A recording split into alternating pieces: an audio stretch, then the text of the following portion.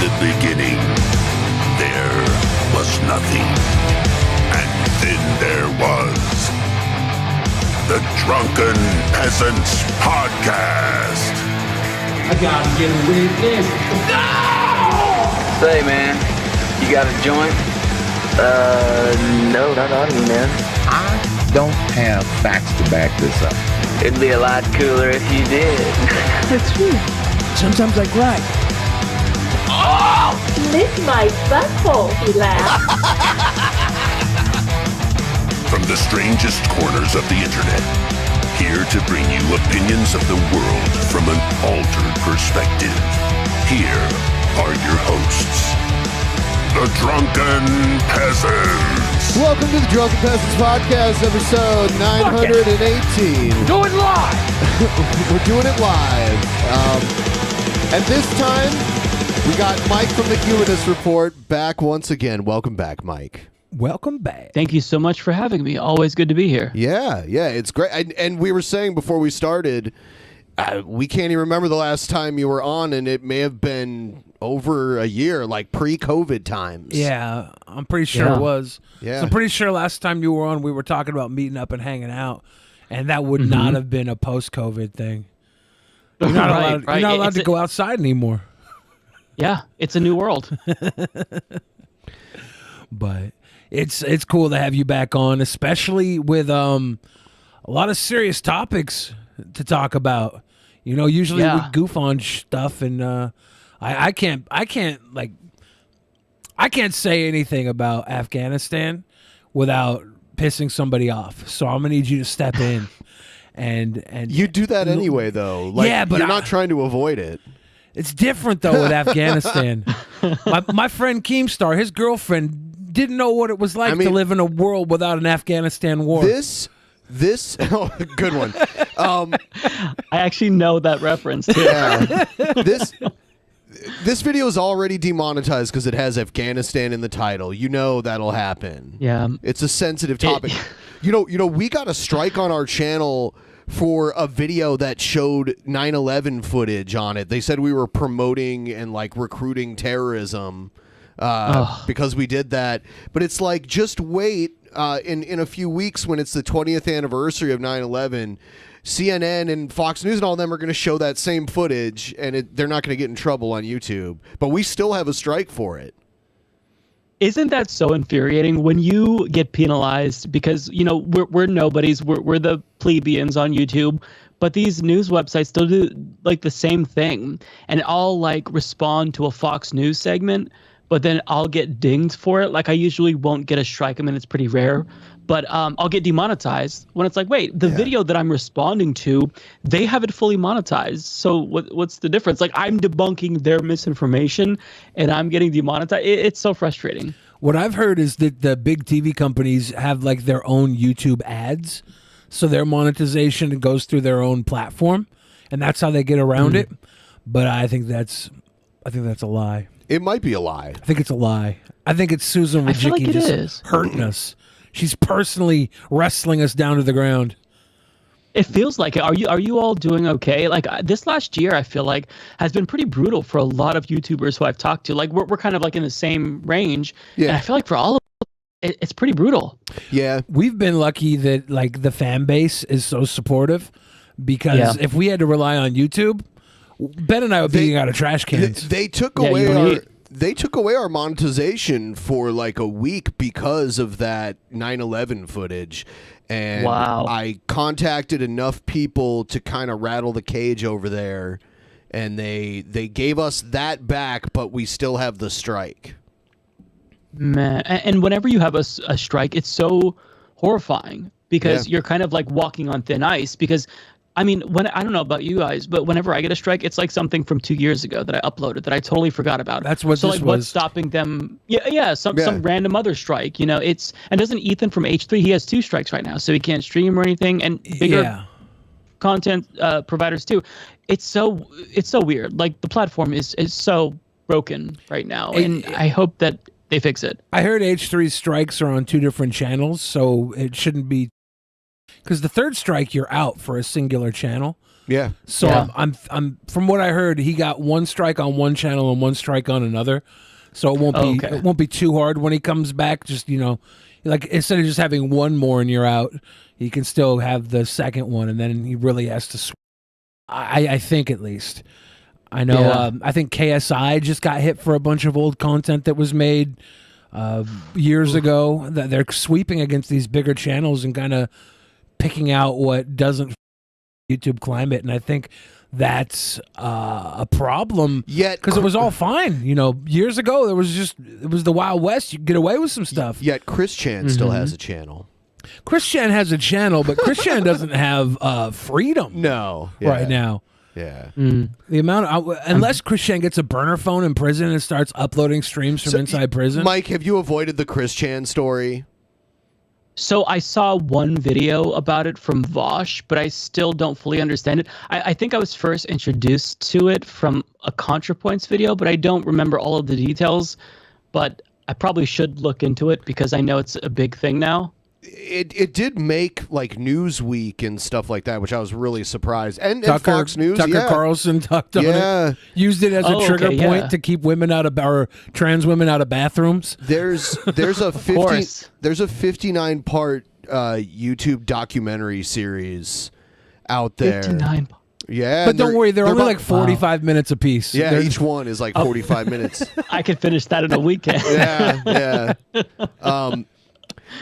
And it has a lot of, maybe too much information, but a lot of it's just because this person leaked a lot of their stuff, a lot of their history and everything. But they're a mentally ill person that did something very horrible. So I guess sounds like a.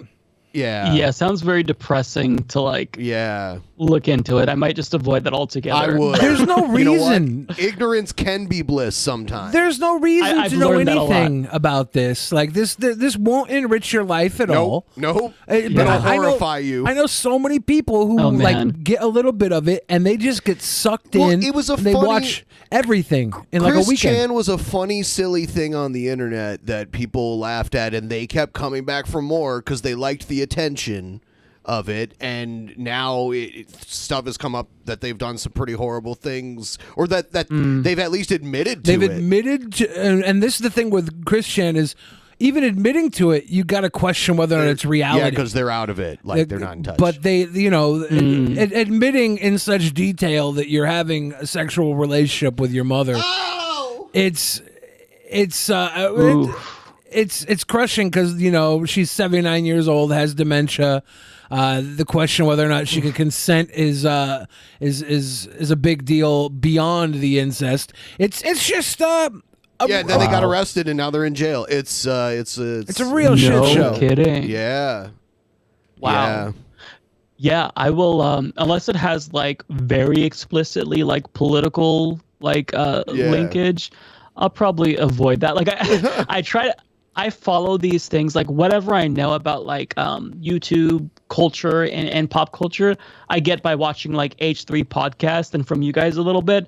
But I'm not like, I don't follow every single episode of these podcasts that talk about it. So I'm usually out of the loop. I'm like barely hanging on to like the topic. And things like that, like what you just told me, Billy, I will be avoiding that like the plague. Yes. Oh, that sounds very, very further demoralizing. I feel like all my videos now are doomer anyway, so I'll avoid that extra.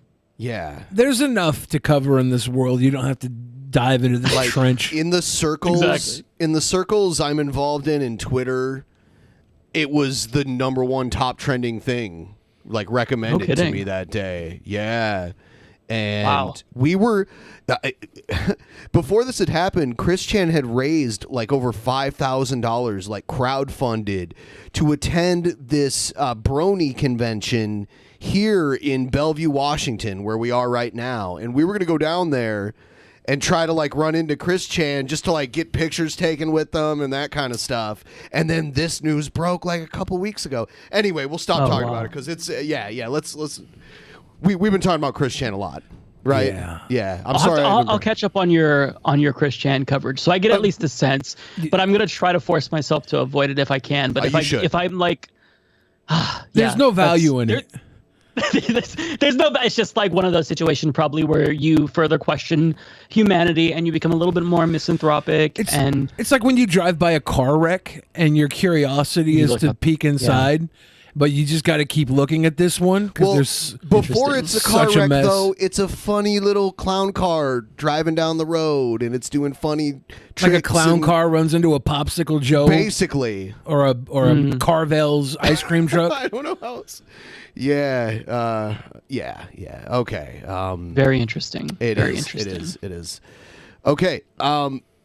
We'll lift the mood a little and talk about Afghanistan. Instead, let's play the news intro. He called me, sir, and got me so. Let's lighten the mood with Afghanistan. Discriminating against wolves. Wow, they're laughing at us, at our stupidity.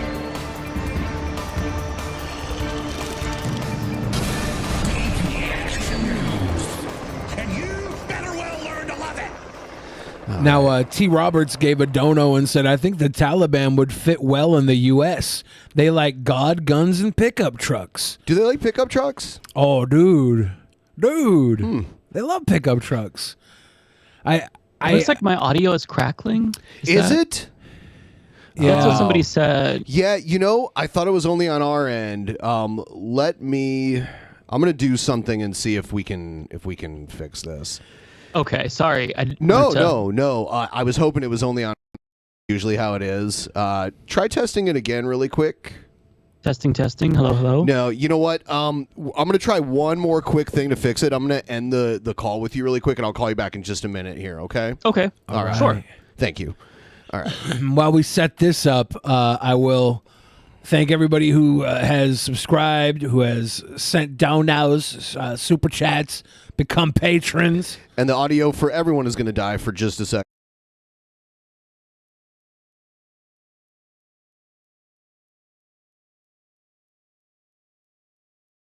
It either. I might need just like a fresh reinstall.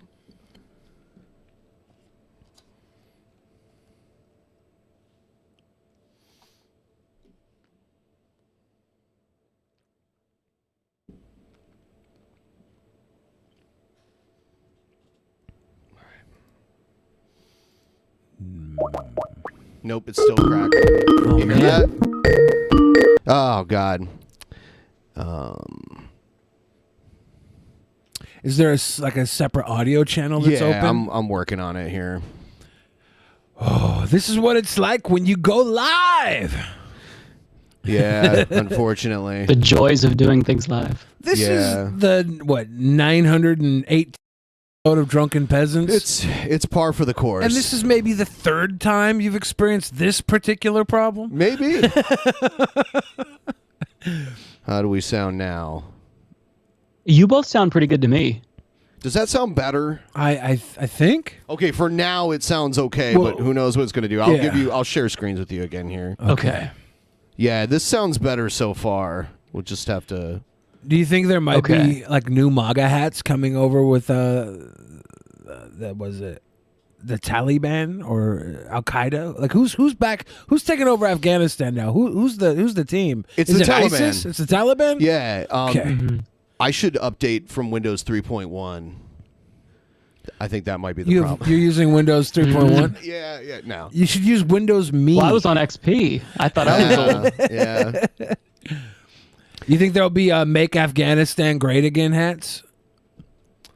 I'm not sure if you saw. So there's this viral photo of the of the Taliban sitting in the former president of Afghanistan's office, and in the corner there's a MAGA hat. Oh, really? Really? Yeah, it's when he had a meeting with Donald Trump when he was president. Trump gave him a MAGA hat, and so if you look in the corner, you could see a MAGA hat on the shelf. And when he fled the country, like he took a lot of stuff, like some spoils, left the MAGA hat behind. So that's got to be really hurtful to Donald Trump. No, Trump's like, yeah, the new regime, they're going to use it better anyways. Yeah. I think I don't know. Like the picture of them in the presidential palace, just had striking similar vibes to the January 6th Capitol building photos, didn't it? But I mean, these guys had guns. Like, I think that was the big difference. But they all look kind of like, I don't know, neckbeards. Is that wrong? I don't mean to offend you, Mike. You don't look like a neckbeard to me. You have a very good beard. After I said, I was like, shit. You got a beard. No offense I don't want to offend anybody. But like incels, that like they have this look to them. I was afraid you're going to start talking about Chris Chan again. No, They have this look to them that just doesn't look like they're all there. Like they're a little like left behind, never do wells. I kind of get a little bit of neckbeard energy. Yeah, a little bit. I feel like, is that offensive to say in 2021? I hope. I apologize to the neckbeards. I'm relatively neckbeardy, so I'm running out of offense to say that won't flat out get me canceled. So I'm trying to find like that gray area where it's still offensive, but I won't get deplatformed. Yeah, you want it to sting, but you don't want to hurt anyone in a real way. So you want to go as close to the line as you can go. Yeah, I would like to pierce the flesh, but make sure it heals. Exactly. I think that's beautifully put, because we're not about like lasting damage. Sometimes people just need a little bit of a little nudge in the right direction, I guess. Yeah. I valued growing up and getting picked on, it made me self-aware, and it made me realize that I needed to do something to change. And I feel like kids these days might be missing out on that because, people aren't that good at it. When like there's like a little bit of being picked on, and there's going overboard, and there's just like destroying somebody's life. But like a little bit, I think, is good. I think it's like a vaccine. You give a little bit of the virus so your body can learn to fight it. And we were overdosing people, and that's why we had to pull back. But now we're kind of like not getting introduced to it at all. And I don't know. There's a little bit of softness there that I worry. We always like have a generation that's failed in some way to experience the things that generation prior to them experienced. Mm-hmm. And then the next generation ends up paying for it afterwards because they just had one ingredient that was lost in time. Yeah, no, I feel like I'm hearing an echo of myself. Oh shit. Hold on. That was me trying to fix it. I don't want to hear my voice. Huh? Ew. All right. There we go. That should be better. Uh-oh. I hear nothing now. Oh, hold on. I got him. I guess like, this should be better. Nobody will hear your voice. That's preferable to me hearing my voice. Yeah, I guess you know what? I guess we're just going to have to face it. Like, it's going to be crackly this episode until I get to... Okay. Yeah. This is a new audio problem. Yeah, if you all need me to repeat something, I don't know if it's my microphone or whatever, but so. I can repeat myself if need be. I was gonna say that like I think that we're old enough now to where we can start saying kids these days and talk about like our generation. Oh yeah, I kind of feel like that, right? I definitely am because I just turned 40, so I think I should be able to do the kids these days. I started referring to myself as a boomer, and then like people older than me get angry because I'm younger than them. They're like, "You're not a boomer." And I'm like, technically everybody is. If you're not 19, you're a boomer now. Right. I call myself a boomer too, and like the Zoomers in my audience have kind of like run with it. They're like Boomer Mike, and I don't know how the boomers in the actual boomers in my audience feel about that. But I feel like, we have enough life experience to where we can start, spitting wisdom, at these kids nowadays. Yeah. Like we're in our 30s, you just turned 40. I just turned 34. And it's like, you know what? We're entering our midlife crises. So I think it's time for us to, drop some wisdom on them. Yeah, we can impart our knowledge. Yeah, absolutely. I think that we're cool enough that they'll listen to us, and then we become like the cool boomers, and then the boomers that are older than us that are watching that aren't comfortable being called boomer, like they'll be cool by association because we're blazing the path of being like the cool boomers. We're the hip boomers. Yeah. I think so. I think that's fair. Also, I will say, not to shit on Gen Xers, but I feel like our generation kind of accomplished a little bit more. Like we got like weed legalization. We normalized that. We normalized like LGBTQ plus rights, or we're trying to. I feel like we did a lot, and I don't want to be like crass. Like Gen X is wonderful, and I respect them, but I feel like in terms of cultural signifiers, there wasn't like a lot that I can remember. I mean, part of it is because I'm not Gen Xer and I didn't grow up then, but I feel like our generation has been pretty good. I don't know. Yeah. I'm biased though. It's because they had to like get through the Reagan era, like the entire push of the CIA pushing their way into politics. You know, George Bush Sr. pretty much running the gamut up until now. I don't know. It's still kind of like there, right? You post all the stones have been laid, but it's we're just getting out of this Afghanistan war that we're still dealing. Well, getting back into it too. Yeah. Who knows? But yeah, they had to deal with the entire 80s, which like the yuppie class. We weren't about freeing like marijuana or sexual repression. It was all about getting coked up, wearing a suit, and selling off your parents' properties. I'm on the cusp of the Gen X generation and the millennials. Like some say that the year I was born is the last year of Gen X. So yeah. See, I was under the impression that millennials were turning 40 like for the first time this year, and so what was it? It was trending on Twitter. It was like geriatric millennial. Like that was the I'm like, that sounds kind of weird. Like geriatric millennial. Like that word, like those two words don't go together. Yeah. I could be wrong. Yeah. You did turn 40 this year, right? I Ben? did. So I did. You are like on the cusp. Yeah. Some define it as ending in 1980. Gen X. Okay. I've seen some say 1981 and 1982. You're straddling the line. Yeah. Oh man, look at the lost generation. 1883. I didn't have like a cell phone or anything like that until I was already like 21 years old. Like they weren't normal to have in high school or anything like that. I had a two-way when I was in high school. Oh yeah? Yeah, it was great. Did you have a CB? I had a CB, but that was when I was really young. I had a CB radio when I was like 8, and I would just use it to call truckers like fat shits.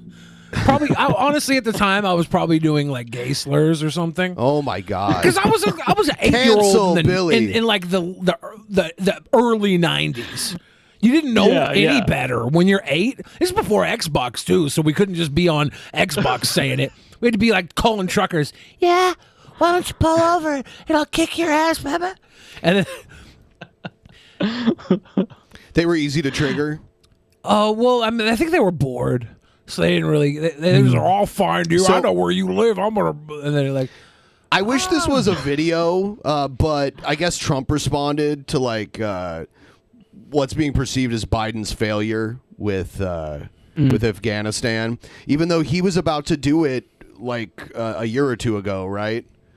Like Trump. Yeah. He claimed that he put everything in motion. This was in like June, late June, where he did a rally, and he's like, look, the reason why Biden is withdrawing is because I put all of it in motion, and I made it so he can't go back on that. Like, I'm paraphrasing, but he was taking credit for it, and then the minute that there's media like turns against Biden, he's like, shame on Joe Biden. I can't believe he'd do this. This is the biggest failure ever. Sounds about right, though. Oh, my God. Oh, yeah. The audio shit, like, it sucks. It's not your fault at all, though. It's like this. It went haywire. So the estimated 88,000 seeking entry. Why didn't they make plans for this to happen? Like, why did they just pull out, wait for things to go to shit, and now they're like backtracking? Yeah, that's kind of a question that we're all asking ourselves. I know that there's a really good reporter on the ground, Clarissa Ward, and she was talking about how nobody necessarily anticipated how fast that Afghanistan would fall to the Taliban. So, they were trying to get, their papers ready. They were trying to, apply for their visas. But I mean, Afghanistan is a very, very new country. So all of these things, like things that we kind of take for granted in the United States, they didn't have access to. Like, they don't have a competent bureaucracy. This is a very new country.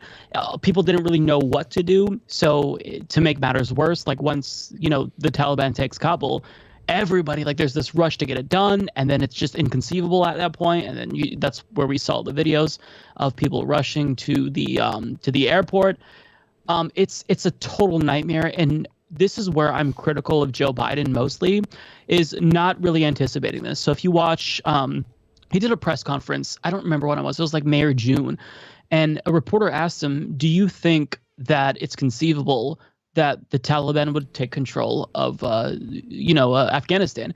And he said, no, because, there's 300,000 Afghanistan fighters and there's only 75,000 Taliban fighters. So it's not going to happen. It's very unlikely. Well, I don't know if he got that intelligence or he was just naive, but because there was this assumption, in my opinion, that this wasn't going to happen, they kind of didn't put into place, a plan B, a plan C, a plan D, and then it just led to a clusterfuck. And so it's hard to figure out. Like, I don't think we'll get any real answers as to why this wasn't addressed sooner. So this is kind of speculation on my part. I can assume that it's Joe Biden being a little bit naive and faulty intelligence and military generals not necessarily knowing or hoping that they can, like, change Biden's mind about withdrawing. But I don't know. But I mean, as far as I know, like, all of these folks right now, they have to get out. Like, there's even the folks, like, not part of the 88,000. I think that there needs to be a prioritization of, like, female judges, for example, who will be the targets of the Taliban, because that's not allowed under their interpretation of the Quran. So you have like 250 female judges, any like female authority figure. I don't think that there's like a lot of LGBTQ plus people there, but anyone who was out, get them out.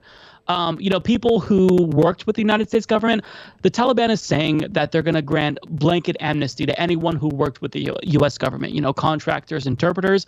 But not a lot of people believe them, and rightfully so, because, I mean, they saw how the Taliban governed before the U.S. intervened. So basically, don't trust the Taliban. I think that most people already know this. Get everyone out. Get them out as much. Anyone who wants asylum in the United States should be granted that. And if they don't want to come to the United States, if they want to go to like a neighboring country, I think that we have to give them money to, resettle, because we ruined their country. So, I mean, the least that we can do is help them rebuild their lives. That's kind of like my broad takeaway. But I'm by no means an expert on Afghanistan, because this situation is very, very complicated.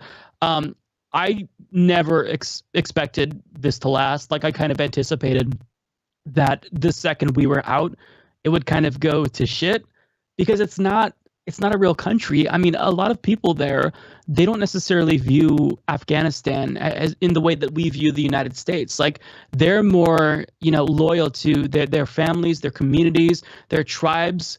So, to try to put all of these people together, and make them form this national identity, it's really complicated to do, which is why almost always nation building does not work. I mean, there's a few exceptions, there's the Marshall Plan and whatnot, but this is kind of always what was going to happen. And so, what we're kind of seeing, if you tune into any mainstream media show, which I recommend you do not do, you're going to see like former Bush officials, brought on as if they're experts when they're the ones who ruined the country. They're the ones who got us into this. There's going to be people like John Bolton talking about how, we should have stayed. But honestly, in my opinion, like, it's a tough decision. Like, I agree with Joe Biden withdrawing. It's a tough decision, and it's going to lead to a lot. Like, it's a human rights nightmare, right? But the question is, like, if we did this in 2015, would that yield a different outcome? If we did it now, if we did it in 10 years. And my guess is it's not going to change anything. So we can either stay there indefinitely, which is infeasible, or get out and now try to minimize the damage as much as possible, acknowledging that there's a large portion of damage that that's going to happen. Like there's going to be deaths, there's going to be a lot of suffering, and this should serve as a reminder to anyone that whenever the United States government, the media starts to beat the war drums, remind them that this is what happens. We don't make matters better. We always make matters worse. And it's hard right now to be on the side of like pro withdrawal because it seems callous, because in some ways it is, right? Like when I say we should withdraw, that's the right decision. People can easily say, but look at all the people who are like rushing to get to the airplanes, and they have a point, right? And so, people will make the case, well, we should have just stayed for humanitarian reasons. But at the same time, there's a lot of humanitarian crises around the world. Like, I would love for nothing more than for the people of North Korea to be free, and the people of Saudi Arabia, who in many regions live in similar circumstances as people in Afghanistan will under the Taliban.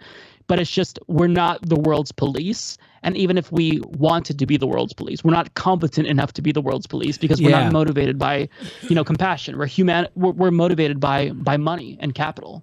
Yeah, we play world police, but we're really just the police that shake down the criminals for whatever they have in their pockets. So I wanted to put this out there. People keep complaining about the audio issue. I can't tell. Like, it sounds passable to me, but it sounds like some people can't deal with it. So I put up a poll. I'm sorry. No, it's not your fault at all. It's something on our end that went wrong, and that's why I started the stream a little later anyway. So you guys can let us know. Stream it the way it is, or take the time to fix it. I don't know. I don't know what the problem is, so I don't know. We might just have to roll the way it is. Sorry, everybody. If you want, I'm more than welcome to. If it's like unbearable, I'm not sure how I sound, but I'm more than welcome. Like, we can reschedule or something too. It's totally up to you guys. I'm flexible here. I think it's okay. Okay. I think that it's obviously people are voting. Just do it the way it is. Yeah, there are people who are going to be annoyed by the little crackling.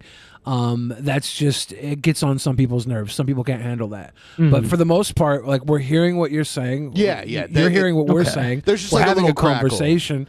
It's not optimal, but I think it's working, and I'm enjoying the conversation we're having. Same here. All right. Okay. Well, chat, let me know if you want me to repeat something. Please let me know, and I'll try to like. All right. I don't know how bad it is though. So this is not the normal for us. So we're sorry that anybody has to endure this, but we will fix this. Like, it's just, it might take some time. Yeah, but if it was a 5-minute thing, I'd be like, hey, if I knew exactly what the problem was and how to fix it. But yeah, it could be a while, and I think we got you here. I would love to have you here. So that's my vote. I'm down for whatever. All right, then we'll just keep it rolling. And then I got a Biden's message on the withdrawal. Biden said, "We went to Afghanistan almost 20 years ago with clear goals. Get those who attacked us on September 11th, 2001, and make sure Al-Qaeda could not use Afghanistan as a base from which to attack us again. We did that a decade ago. Our mission was never supposed to be nation building. American troops cannot and should not be fighting and dying in a war the Afghan forces are by and large not willing to fight and die in themselves. I know my decision on Afghanistan will be criticized, but I would rather take all that criticism than pass this responsibility on to yet another president. It's the right one for our people, for the brave service members who risk their lives serving our nation, and for America." Why did Obama keep it going too? Well, I mean, with Obama had. When did we get Bin Laden? That was during 2011. Yeah. 2011. That was during Obama. So that was like 5 but years. But he wasn't even in Afghanistan. Of trying to wind it down, right? Like that was 5 years after Obama. Maybe could have ended it, but I think they were trying to do some nation building there. Yeah. Look at what it got them. Look, the nation they built toppled immediately. After 20 years of building this nation. Yeah, it's saying the Afghan National Army just like dropped their weapons when the Taliban came in, and they were like, "Nope." They were like, "We're not gonna fight this battle." Right. And I think that's so. All the money and resources and human lives. Totally wasted. All the equipment that we sent over there, that when we deemed that it wasn't reasonable to ship it back to America, we just left it and the Taliban swooped it up like it was Call of Duty booty. Yeah, that's a good thing to always bring up because the Taliban is stronger literally because we went in, because all of the money we spent training the Afghan military, many of them will deflect, perhaps not willingly, but they'll join the Taliban with our training. The vehicles, like there's a bunch of military equipment. There's helicopters there that the Taliban will now be in control of. I mean, people argue about how big of a deal that is, because if you have a helicopter, you don't know how to fly it, and you're not going to be able to get the parts necessary to like maintain it. So, but long story short, you know, they've got a lot of weapons, guns, military equipment that we essentially brought there that wouldn't be there if we never got there in the first place. So now they're literally stronger than ever, and this is the fault of, you know, our government. And I like that you read that portion of Biden's speech. I actually agree with Biden. Like, I'm not a Biden fan, but I think that he actually hit the right notes here. And I'm shocked that Donald Trump, of all people, is calling to bring in refugees, which is very uncharacteristic, given that like Tucker Carlson and Laura Ingraham and Charlie Kirk and all those folks are already fear-mongering about refugees. But it's the right move. So like, I don't usually say this, but I agree with Trump and Biden in this instance. It's not like... It's really difficult because this is such a nuanced situation. You can't just say war bad, so we're ending war. That's good. There's a lot of like moving parts. And when you're messing with or dealing with people's lives, it gets really, really muddy and really complicated. And it opens the door to like propaganda being the most effective, right? Because all that CNN, Fox News has to do is show those videos, which are gut wrenching, of people like falling from airplanes. And even though that's sad and people should feel emotional from that because it's suffering, it's death. You know, it's being used by people who don't actually care. Like the individuals who are advocating that we still remain there, like John Bolton or H.R. McMaster, who wants to go back in. They don't care about the human suffering. Like they try to pull on the heartstrings of, you know, well-intentioned Americans, but they just care about money. Like it is very, very, very profitable to have never-ending wars. On top of that, you know, aside from just like being there, giving military contracts to or contracts to defense contractors, you know, Afghanistan has vast mineral wealth, and we have access to that. American companies have access to that. And I remember, you know, when George W. Bush was president. And he was the horrible warmongering, evil president, war profiteering president. But when Bush was running against John Kerry, all the Democrats complained about was the Iraq War. They hardly ever mentioned being in Afghanistan and how that was a problem. And then prior to that, you know, like all the people that supported going to both Iraq and Afghanistan prior to that. There were a bunch of Democrats doing that too, like Hillary Clinton. Afghanistan was a hard topic to target because it was the immediate reaction to 9/11, which... So they say. Well, I mean... That's the reason they give, because of all the emotional people out there that wanted revenge. It's from an optical point, though. Right. From an optical point, both sides thought that we had to go and smack them down. We had to shock and awe. Everybody was behind that because they attacked our country. Everybody was behind it at that point. So it's hard for them to run against Afghanistan because they're like, we were responding to a direct attack on America. It's funny. Yeah, well, it's absolutely. not funny. It's not funny, but it's like you look at 9/11 and the video, people were like falling out of the sky because they were trying to survive the building on fire and they were suffocating. And now you have these people who are falling out of the sky 20 years later at what we thought was the end of all this because they're suffocating the regime that's taking over. And these images are too similar at the beginning and the end of this. And it's not the end, but it's the end of the 20-year war. Yeah, and then it started again a month and a half later or whatever. That's kind of what I'm like a little bit fearful of, but I think that most Americans acknowledge that the Middle East is like, if you're going to do never-ending war, like it's easy to cultivate legitimacy for these wars. Not that many Americans want to be there, but it's like easier of a propaganda sell. But it's getting increasingly difficult to do nation building in the Middle East because you can't build nations, over these countries that these borders are fake. Like the Middle East is very different than the rest of the world in that there's still tribal loyalty. So when you create a country and you cut down the middle of this border, you're separating two different tribes and different sects of Islam that hate each other, and it doesn't work. And so my fear ultimately is that now we're going to start like seeing this more intense focus on like Latin America with Venezuela. And the good thing is that, Latin American countries have gotten better at resisting U.S. militarism. I'm still shocked that Venezuela hasn't been overthrown yet. But, if there's a will, there's going to be a way, right? The military industrial complex is very powerful because they have a lot of money, and I just feel like it's going to change. Like that's kind of my sentiment. What's interesting about Joe Biden is that he's very different than Donald, or I shouldn't say he's very different than Donald Trump, but his approach is different. So like he's bombing Somalia, like he's bombing different places than Donald Trump, but simultaneously he also toned down the drone war, which is something that is awful. So I mean, since the Bush years. We've been droning Pakistan, Yemen, Somalia, disproportionately killing civilians. Obama actually ramped up the drone war after he took office when Bush kind of like started it. And then towards the end of his administration, he like ramped it down. And then Trump got in, ramped it back up, and then kind of made it less transparent. And then Biden got in, and then all of a sudden it's like, oh, wow, he's ramping down the drone war, which is objectively good because like we're basically terrorizing people in Pakistan, which is an ally of the United States. So it's interesting that we're like we're antagonizing them, but he's being more militaristic, in other areas. So it's really complicated, and that's why I don't think like this is the end of the pro-war era in the United States. It's just changing and adapting with times.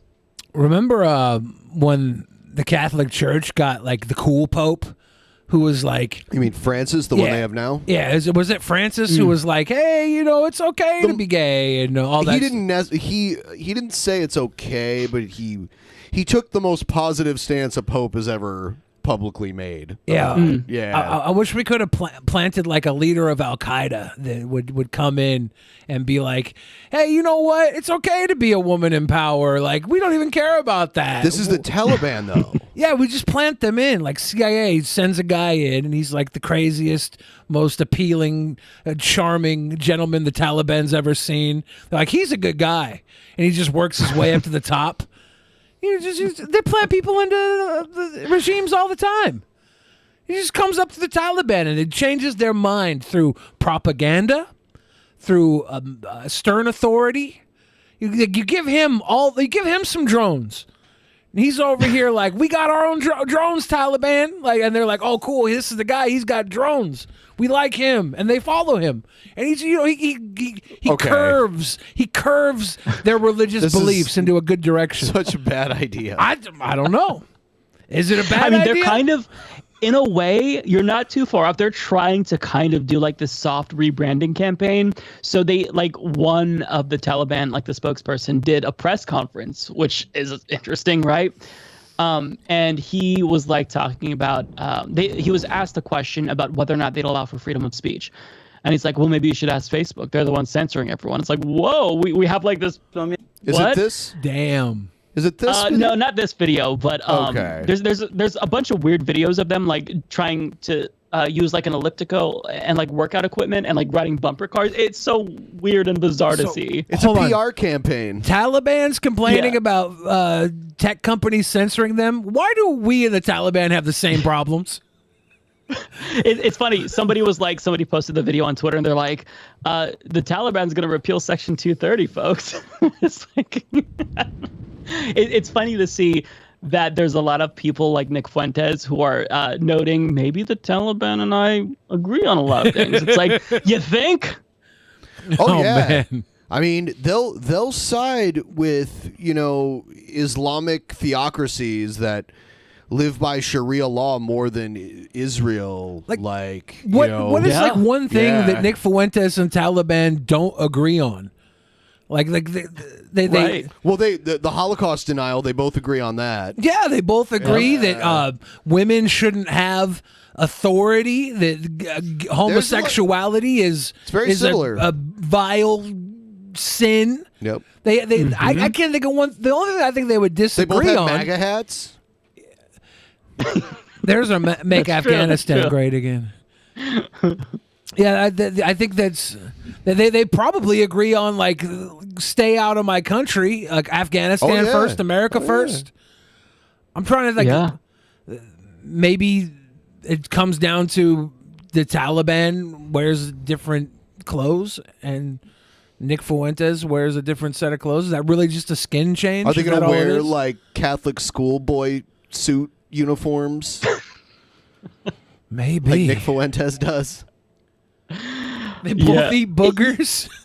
Yeah. They both- No, you know what's a little bit ominous is that I just I put out a video today talking about this article that kind of goes over like the neo-Nazis on Parler and Telegram, and you know we all saw the Capitol insurrection on January 5th, and so after that was a failure. You know they're seeing, wow, look at how easy it was for the Taliban to dethrone, you know, the entire United States military apparatus. If it's that easy for them, then maybe it's a little bit easy for us. So it's their similarities are absolutely striking. They have a common enemy in like both hating Jewish people. But the irony is that even if like Nick Fuentes and neo-Nazis agree with the Taliban on everything, at the end of the day, they're Middle Easterners and they hate Middle Easterners, so they can never like, you know, be totally simpatico, I guess. Yeah. It's just really, it's a weird dynamic. And we used to like talk about Al-Qaeda back in like the early 2010s with the Tea Party. Now they're like, yeah, based. Yeah. It's kind of scary. It is. There was a weird flip. Like what used to be far right was like Tea Party stuff, and then it became more like white nationalist eventually.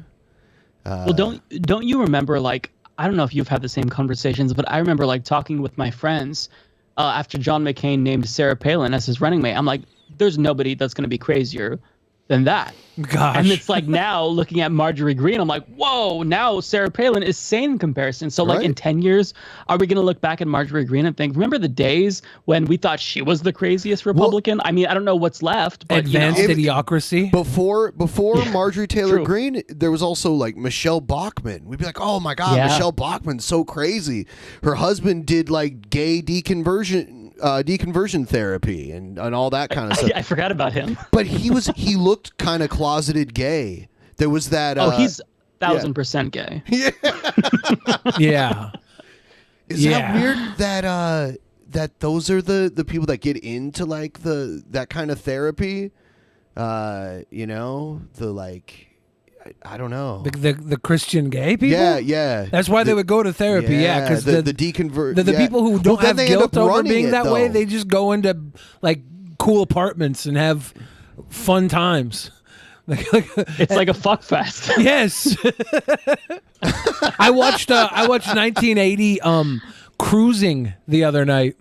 You ever see that movie? No. It's Al Pacino and the director of The Exorcist, and Al Pacino goes undercover into the 1980s gay scene to solve a series of murders, and the gay community at the time didn't want this movie to be made because it was like they didn't agree with like the idea behind it, and like the straight community was like, I don't want to watch Al Pacino in a club in front of guys having gay sex for 2 hours.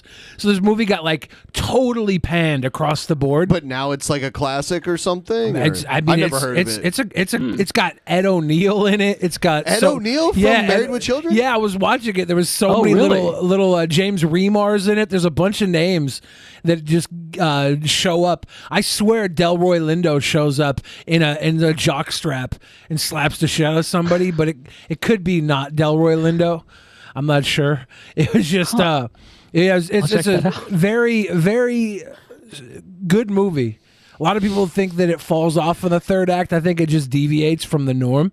I don't know. That just like I'll have to check that out. Billy always like claims he sees things in when he was a kid, he found a VHS tape in a dumpster. Yeah. And he swears that it was a tape, a porn tape with Gene Wilder. Well, it was like 6 hours of it was 6 hours of like different porn cut together. So it was like one of the scenes, I swear, was Gene Wilder. It was like movie grade porn. It wasn't like the porn you would see. It looked like it was from a film, but it was like Gene Wilder, and then a girl walks in naked, and he's like getting a blowjob, and his face is like, oh, it's like comedic how he's getting blown.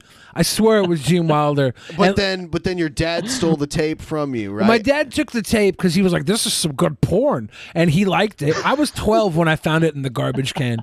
And then when I was 15, I took it to the local teen center because I was going to show it off to all my friends. And they saw it and they confiscated it. And my dad got pissed. He came into the teen center. He was like, I want my porn tape back. And they were like, oh, we disposed of that. He was like, bullshit, that was good porn. One of you stole it. One of you has my porn tape. It was pretty crazy. Oh my God. I love that story. It's serious because there was no internet back then, right? So, that was... He could never get that back. No. I was finding porn all the time when I was a kid. It was I don't know if this is everybody's experience growing up in the 90s, but I would find like a paper bag full of like 8 magazines, and only like no kidding, maybe like 7 of the pages would be stuck together. It wasn't that bad. But I would do that multiple times.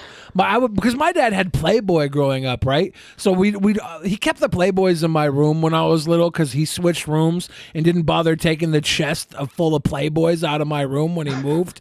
So like I always had like some nudity around, but I'd find these like R-rated porns, like worse than Hustler. They were just dirty mags, like Skinamax. Whoa, more than Skinamax. This is like dirty porno mags, and I would bring them home, and my dad would end up finding them, and then he would accumulate them into his collection. And he's like, where'd you get this? I was like, I found it in the parking lot at da-da-da. He's like, well, I'm gonna have to take this.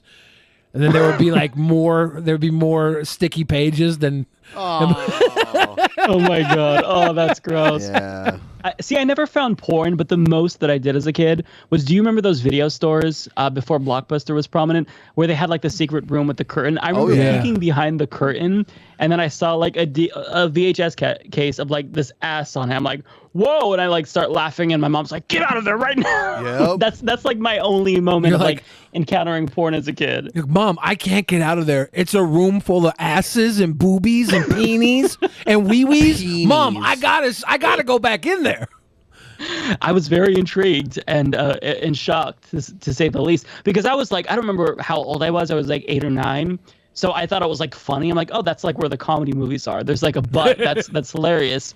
It must be about farting or something. I need to see that. Mom, they have a parody of Willy Wonka. It's Wally Wanker's Chocolate Factory, Mom. Chocolate Factory. Can we rent that? Wally Wankers. No Gene Wilder in that one. No. Yeah, but the tape I found in the garbage can, my mom wrote "garbage can nasties" on the tape because she wanted to differentiate it from all the other tapes we had, because we'd record a lot of movies. Yeah, so she wanted to make sure we didn't pull out the porno tape when we go to get our recorded copy of, I don't know, probably It or something. I don't know what was big at the time that we were recorded off TV. There was always something on TV worth recording, and until they took our cable away. Then we just had to rent from Blockbuster. Yeah. Blockbuster was so cool. Like when it opened up, that was the place to be every Friday night. Yeah. I worked at Blockbuster. I was actually a store manager at Blockbuster until it closed down. And there were a couple of times where there would be porn DVDs in the wrong case. Like people would return their porn, and they'd always come back because, I mean, they want that. Yeah. But yeah, I do kind of miss Blockbuster. It's been long enough to where I can look back at it like nostalgically, but when I worked there, I hated it and wanted it to close. But yeah, overall, I do miss it. Yeah, I like just going there, and they have like the wall full of games. They'd have all the videos. You'd usually find like the new stuff would be a little more expensive, or you could get 2 of something that was a little older. Use the same budget, you know. If your parents were allowing you like a $5 budget, if you're lucky, it was the spot to be. My buddy worked at a video store up until last month. Last month it closed down, but it's been like holding together in the Seattle area since I think it opened in the early 90s. And no kidding. They had a huge inventory and they just sold it all. They had like 20,000 copies. They just had a big sale, like come in and get it. And I think they moved like 17,000 DVDs in a month. Blu-ray and that's stuff. a big store then. It was a pretty big collection of stuff. Yeah, it was like an old house that was turned into a video store. No kidding. Stephen McHugg says, Billy, your story credibility is not great, my dude.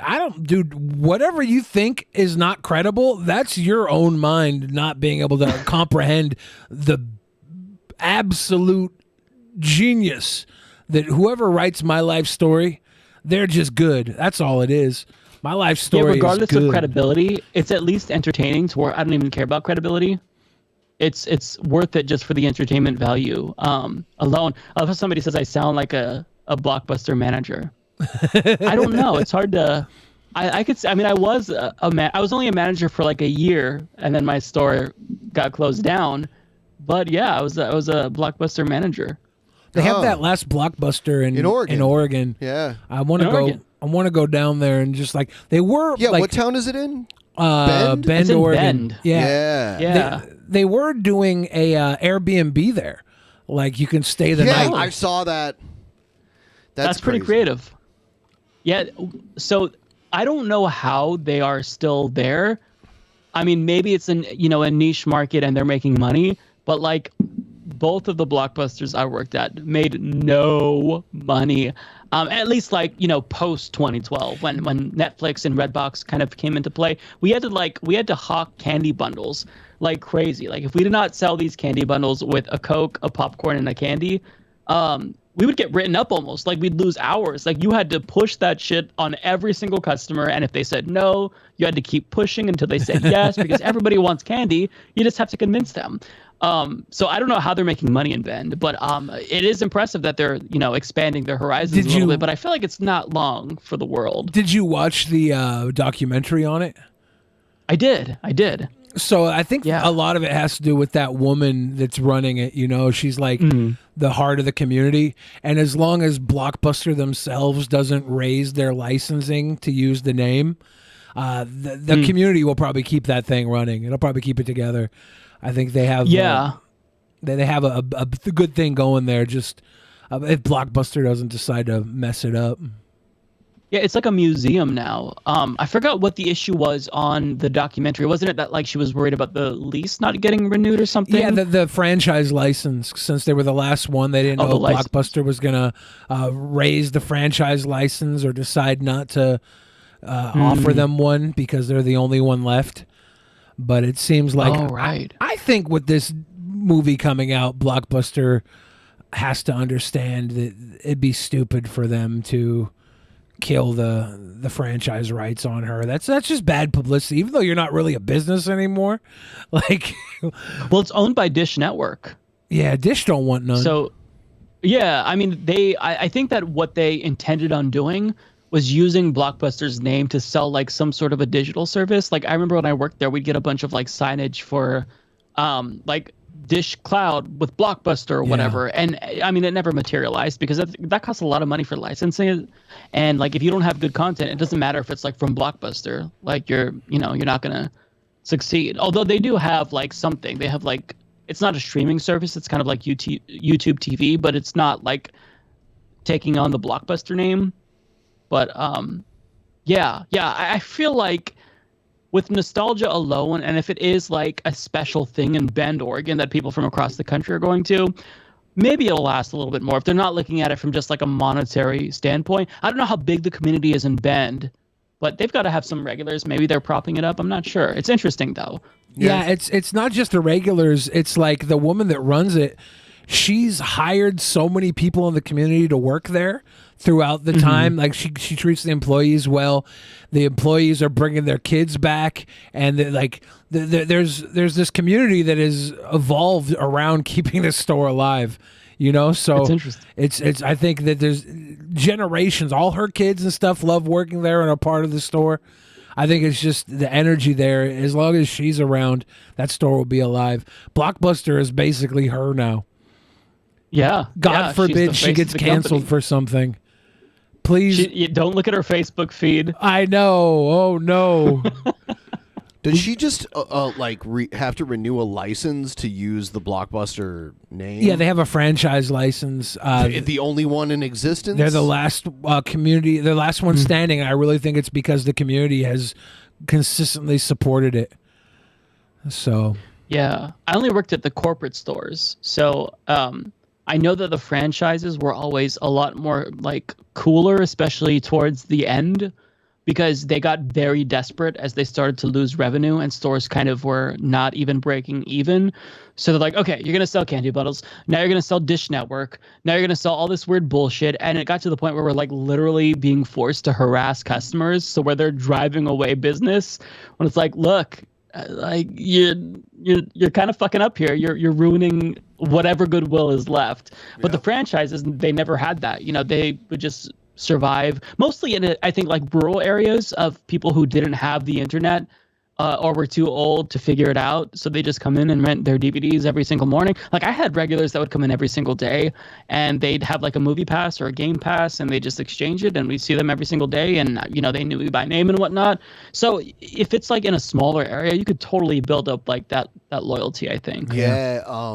In my hometown there was a chain of video stores called Family Video, and they ended up combining with the local chain of pizza restaurants and created in the store it was both like Marco's Pizza and Family Video in one, and you get a pizza with your movie rental. That is a good business model right there. And now carbs are going the way of VHS. People don't want them anymore.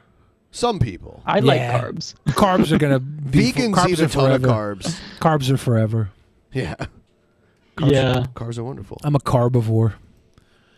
I would riot if we lost carbs. The last thing that I have left in this world. People are wondering what you're drinking, Ben. Should we tell them? Oh, it's plum wine. Plum wine. Kiko Man? Plum wine. Is it the company that makes the soy sauce? Yes, it is actually. Ben's got plum wine from Kiko Man. Yeah. I didn't know that they do anything other than soy sauce. Okay. Oh. Yeah. Nice. Good stuff. Okay. Right on. Yeah. And kombucha. Now that the plum wine's gone, I have kombucha. I had a weird little girlfriend in 5th grade who liked the word Kiko Man too much. She would always say Kiko Man all the time. I was pronouncing Kiko Man. Kiko Man? Yeah. That's how I would say it. I was like, why you do that? Why don't you stop? You're going to ruin soy sauce for me. And then I never had soy sauce ever again. Now that you mention it, I don't think I've ever said the word Kikoman out loud. I guess I say it Kikoman. Yeah. I always just call it like soy sauce. It's just, I only call it Kiko Man because she would say Kiko Man all the time. That sounds like a Mega Man boss. She would say it, and I was like, you need to stop. Like, I'm hating you and soy sauce now. You need to stop this. So it'll always be Kiko Man because of her. She's probably is it with like an O or an A at the end? It's an A. Oh, it's an A? Yeah. Oh, okay, that's fair. So, man, I think that's fair. Kiko Man. What else we got here? What do we got now? Oh, this thing. Oh. I wish the police would come and give you a $50 fine. Woman, mind your business.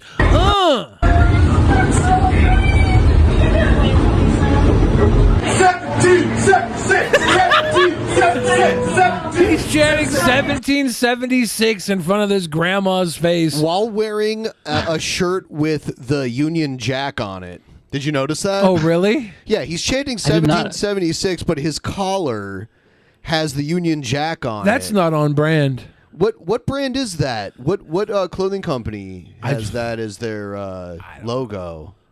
I don't know. Salami Bahama? I respect freedom. Right there. Yeah, right there. Oh, it's too blurry. You know what I respect? I respect. There it is. You can see it right there. Look at this guy. Like, this is an alpha male Chad, right? He's got Sigma. He's got all the makings of a Sigma alpha male. He's a, what do they call it? A high value man. What a goob. He looks like peak masculinity. He looks like a chubby Don Trump Jr. He looks like if Don Trump Jr. was any less of a man. What do you respect? What do you respect? What up? Take a seat. Take a seat. Take a seat. Sit the fuck down. What are you, Chris Hansen? Oh, look at this guy. I think I don't know, if I was on this bus, I might go viral. I don't think I could just sit there and watch this. All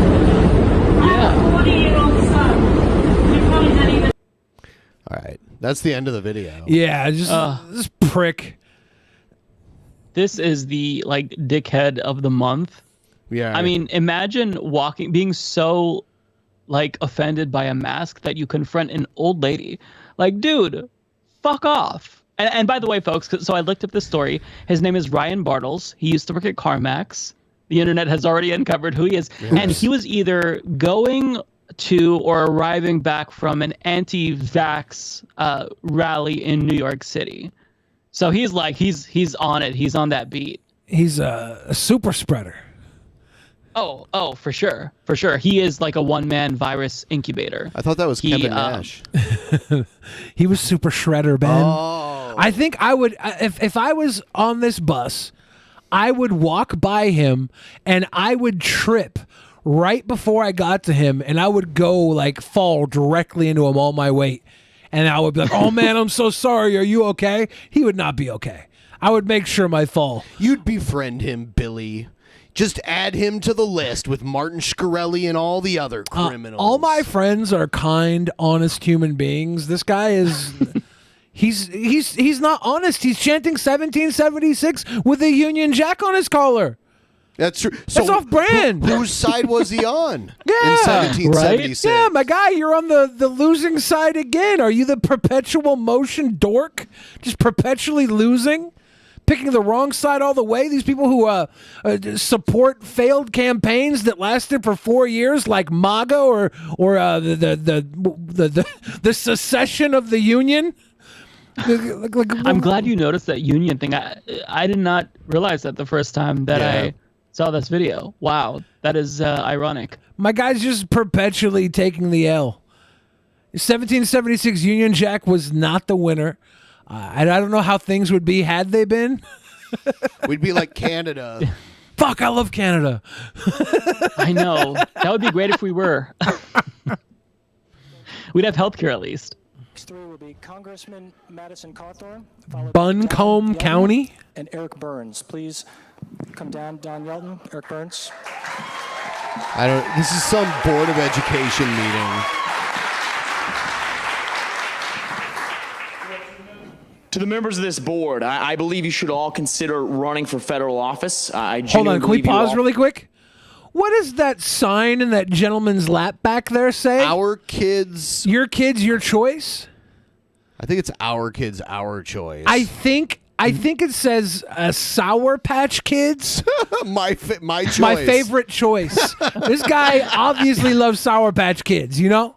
He's just living his life. He's just fatting around. I like him. Or it says, your kids, our choice. We get to decide what's best for your children. Fit in very well in Washington, D.C. And although that's humorous, it is absolutely correct, because you have muzzled their voices just like you have muzzled our children. Does this guy do the sporting news on the local news station? This guy? I don't know. That's what he looks like. He looks like some... You passed this mask mandate without input from those who hold you accountable because you knew it was wrong. You knew it would never withstand the scrutiny of the public.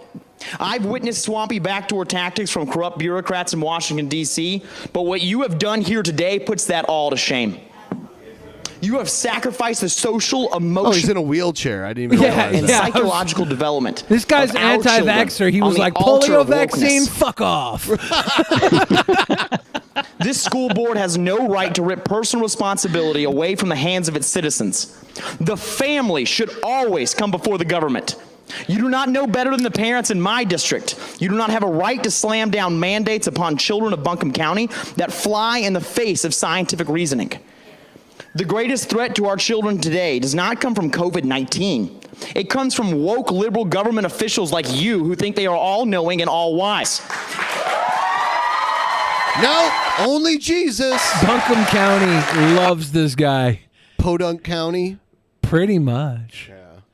I have some So news this is about a mask mandate Yeah. in schools. Yeah. Oh my God. Of all things to be like offended by. I mean, I would be more offended that fucking kids are going to school and they're getting sick now because of the Delta variant. Exactly. But like, it's so easy to virtue signal if you're a Republican. You just go in there, you say woke this, critical race theory, freedom, and then like you'll have massive thunderous applause. It's so easy to like, I don't know, fool them. You are not all-knowing and you are not... that's what this guy is trying to gain some political brownie points here. And he knows these people are dumb and will fall for it. I think that's pretty much what's going on. I doubt a lot of these kind of people actually even believe what they say. And even if they did, like I feel like my intelligence would be insulted. Like I feel like he's pandering. I mean, he's just using every right-wing buzzword that he possibly can. So it's annoying. Like if I saw like fucking, I don't know, some liberal politician show up to Oregon at a town hall and they were doing all this like, we need to break down the barriers and we need equal opportunity. I'm like, shut the fuck up. Just get to the specifics. Like, I don't know. This is vapid nonsense, but I mean, it plays well in Republican crowds and they love it clearly. So what do I know? Not all wise. You will never will be. So stop acting like it. Pay attention to the science, since that's what you claim to always focus on. Forcing our children to wear masks is nothing short of psychological child abuse, period. Their social skills are stunted. Many have attended schools for over a year now, and for the first time they've ever been to schools, and they have never seen the facial expressions of their classmates. Okay. Suicide attempts from children and teens in the United States are up 250% in 2020 at one U.S. hospital. At one U.S. hospital? Okay, which one? Yeah. We need to figure out what's up, like where this hospital is and what the issue is. This hospital. Is it in Buncombe County? Yeah, Buncombe County, where the amount of transgender kids no longer feel safe. Like, what the one hospital? Get out of here, dude. Is it the same hospital that put you in a wheelchair because you had a stick up your ass? Less than 0.25% of all U.S. COVID deaths were children. Every COVID death is a tragedy. 250%. Should never be worse than the disease. But what is that? If one kid committed suicide, 250% would be 2.5 kids. Is that at one hospital? Yeah. It's like a suicide. Yeah, one hospital that didn't have any last year had 2.5 this year. It could have been like a suicide pack would have thrown that number off at one hospital. Right. That's such a stupid claim. Needed. Yeah. And I hate that he's saying, like, he keeps referencing, like, science as if that's an argument. That's not an argument. Like, okay, if you claim that the scientific consensus is against masks, which they are not, then at least, like, make a case. But he just says, you have to follow the science. But he doesn't, like, he's not saying anything. Like, they're genuinely stupid. Like, I don't know what else to say. That's reductionist, but they're just stupid. Right. Where science and reason have been cast aside and replaced with fear-mongering. Today, fear threatens to replace freedom. It doesn't even threaten it, actually, because they went ahead and voted without us being able to come and talk to them. I'm a direct descendant of Abraham Kuykendall, one of the... Hold on. We're going to Google. Abraham Voodoo Doll? Is it Kuykendall. The direct descendant Voodoo Doll. of Abraham Voodoo Doll? Wow. I'm trying to find Abraham Kuykendall. How do you spell that? Is it this? This guy need to know what a. Is it spelled Cuckkendoll? Okay, I found an Abraham Kuykendall. Abraham Kuykendall was born October 1719 in Orange County, New York. He was son of Matthew Kuykendall and Jeanette Westfall, or Cornelius Kuykendall and Meriton Westfall. So we don't know who his real parents are. He was inbred? What is this? Respected genealogists disagree as to which of the two brothers and two sisters were his parents. What is he? He married Elizabeth Fiddler. Abraham Kuykendall of the Buncombe County Kuykendalls. Yeah, I'm over here on the Kuykendall. His wife was born about 1728 in Kingston, New York. She died after 1800 in Buncombe County. Yep, there you go. And is presumed buried somewhere on the Kuykendall property in Flat Rock. Abraham Kuykendall and wife moved with other family members to Virginia and North. Let's see, what did he do? What is he famous for? Oswald He was appointed Cobblepot. captain in the Tyrone County Militia in 1770. He was appointed captain of a safety committee at the outbreak of American Revolution in 1776. I don't understand why. He was selected as one of the commissioners to supervise the erection of the courthouse. Ooh. Nice. He supervised many erections in his day. Yeah, he was an erection supervisor. I'm trying to see what the point of being a descendant of Kuykendall would be. According to slave records, he was one of the early slave owners in the early 1800s in what is today Henderson County. Really? He was an early slave owner, yeah. Oh, Yeah, the Kuykendalls. Some call that an innovator. Yeah. Oh, my God. So this guy's a direct descendant of a Kuykendall, one of the early adopters of slave trade. In the book From the Banks of Ocklawaha, Frank Fitzsimmons tells the legends of surrounding Kuykendall. Guests were required to pay in gold or silver coins, the legend states. As he grew older, he began to worry about his money in the sparsely populated forested area. So he's an old curmudgeon slave owner that died worried about money. And this is his constituents. And now his progeny's wheeling around worried about a mask. Y'all got a history of worrying in the Kuykendall family. Yeah. Y'all need to chill on the worrying. To be fair, based on what you've read there, I would assume that he's also an anti-masker and would agree with what Madison Cawthorn is saying. Right. So, yeah. Oh. Soon after the old man's death, strange stories began to be told of people seeing among the trees at night the figure of an old man frantically digging in one place and then another. That's old man Kuykendall. So old man Kuykendall's ghost is digging for what, treasure? What's he digging for? That sounds like a Scooby-Doo villain. Yeah. It's old man Kuykendall. Yeah, hey, why is the ghost rolling around in a wheelchair?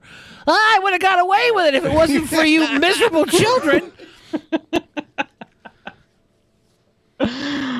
Oh, my God. To settle this county. He knew hardship firsthand. He did not endure that hardship just so a woke school board could begin to systematically strip the responsibility could tell from him the that hands his of parents early and adoption guardians. of slavery was wrong. Determine what happens with their children. He understood. You can't tell him what to do with your children. He'll tell you what to do with your slave children. He'll sell them off for a profit and then worry about money in his old age because he couldn't sell slaves anymore. Kuykendall. He was anti-woke. Yeah. And had a right to anoint themselves over the family unit. America's future is in our children. It is in all of your children. And this school board here should be held to account because, my friends... Could you imagine bringing a sign to some kind of protest or demonstration, whatever, but being too lazy to hold it up high enough for anybody to be able to see? To be fair, from his vantage point, he thinks that sign's hiding his gunt. Oh. He, looking down, he's like, this sign is definitely covering my gunt. We're like, no, man, there's some exposed gunt down there, bro. It's not working. They have stripped. How have I never heard "gunt" before? You've never heard "gunt" before? No, I've never heard that. I love it. Yeah. Your right as parents to determine what happens to them. You should all be ashamed of yourself. I like the separate levels of immobility in that frame. You have the gentleman that's too immobile to even hold his sign up, and then the gentleman in the wheelchair. But they're two different types. I bet the guy in the wheelchair works out though. He looks like he's got some arms on. Yeah, but in a foot race, I think that fat guy might beat him. That's not what I'm talking about. I don't know who I'd put my money on in a foot race. But Kuykendall could crawl his way to victory. We don't know. Kuykendall. What a prick. What a prick. Nobody respects you, Kuykendall. He's such a smug little motherfucker. Yeah. I love how the entire room cheered for him, too. They're like, yeah, we're tired of our children having protection against some invisible illness. We don't believe in the sickness. We need to see something to believe it. But we love God. I know, right? It's so frustrating. It's like, hey, there's more proof of this illness that you deny than there is of the Christian Lord. Right. But yeah, you would think they'd be happy there was a plague. I never thought a public health issue like this would become politicized. I don't know. It didn't. Doesn't surprise me at all. They politicize everything.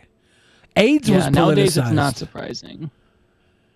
Yeah, this is like, if anything, like I was always like, I started off my program, I'm a humanist, I'm very optimistic. Now, like 6 years later, it's like, well, I'm becoming a little more misanthropic. I'm losing more faith in humanity. We're all doomed.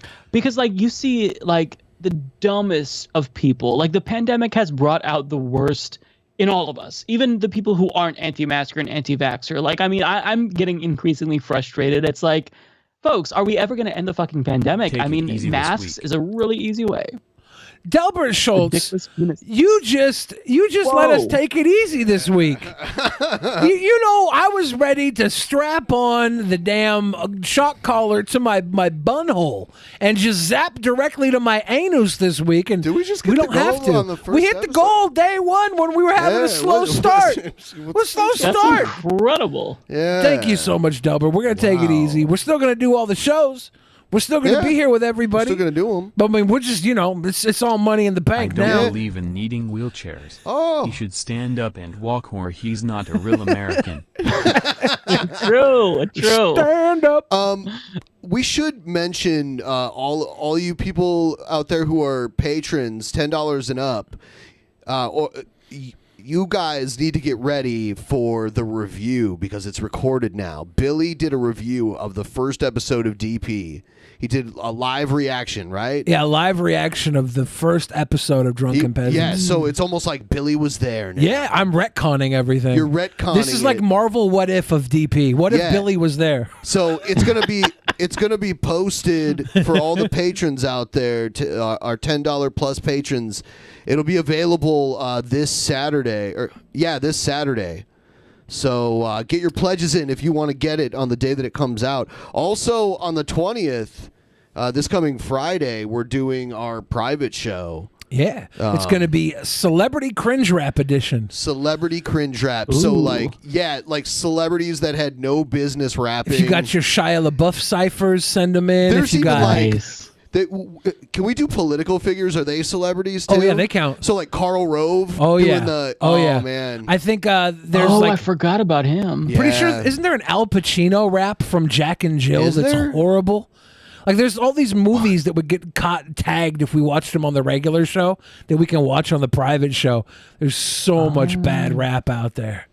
You've got the Baked Alaska and Steven Crowders of the world, right? I feel like that's celebrity-ish. Oh God, that's good rap. That's really good. Yeah. Good stuff. So much bad stuff coming our way. Yeah, it's the celebrity edition of Cringe Rap. Yeah. You're not going to be sober for this, right? Because I feel like that's too much. I'm actually going to take Adderall. I'll be super sober. Well, that's not sober. I'm going to be a super... for me, it is. I have ADHD. That doesn't matter. It's going to clear my mind. That's a lot to go through. That's a lot to go through. Yeah.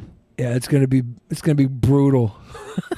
Yeah, Baked Alaska though. Yeah, we've known about that guy for a long time, and I wonder. He's still doing RV trip streams, but he's gonna get the book thrown at him, right? He's doing court for the assault that happened before January 6th. Yeah, and then I didn't know that. Yeah, and then he was in Nancy Pelosi's office on January 6th. Mm-hmm. So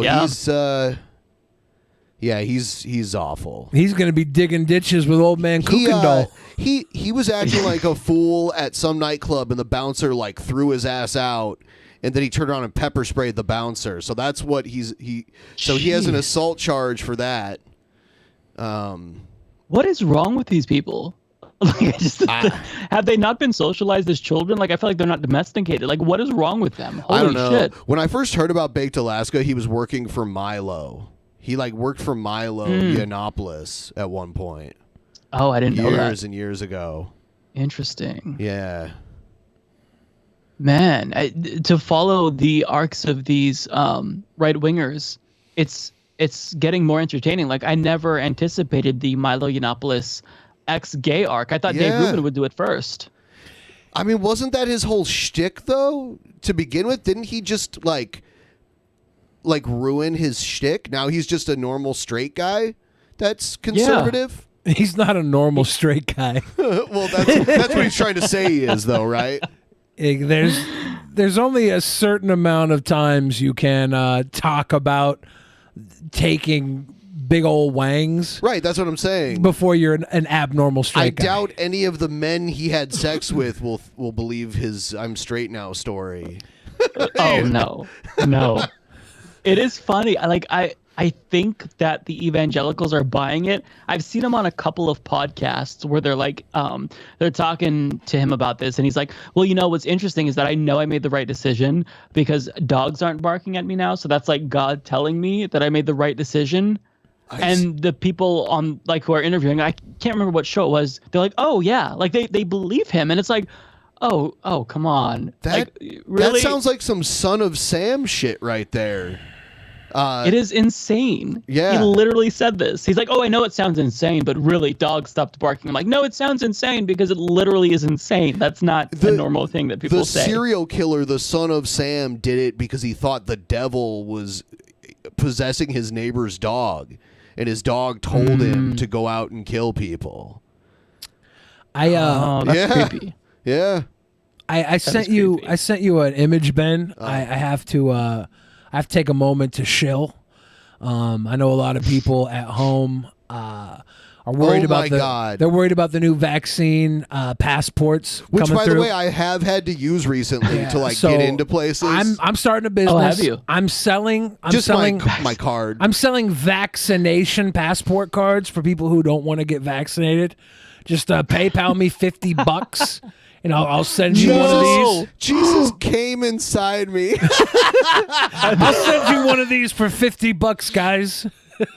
They can't be serious. Jesus came inside him. There's no way that's real. I actually have a story about Well, this. tonight, federal investigators are cracking down on counterfeit COVID vaccination cards. A pharmacist in Chicago is one of the latest suspects accused of selling those bogus cards. I can't believe this is happening either. I don't get this. I can believe it.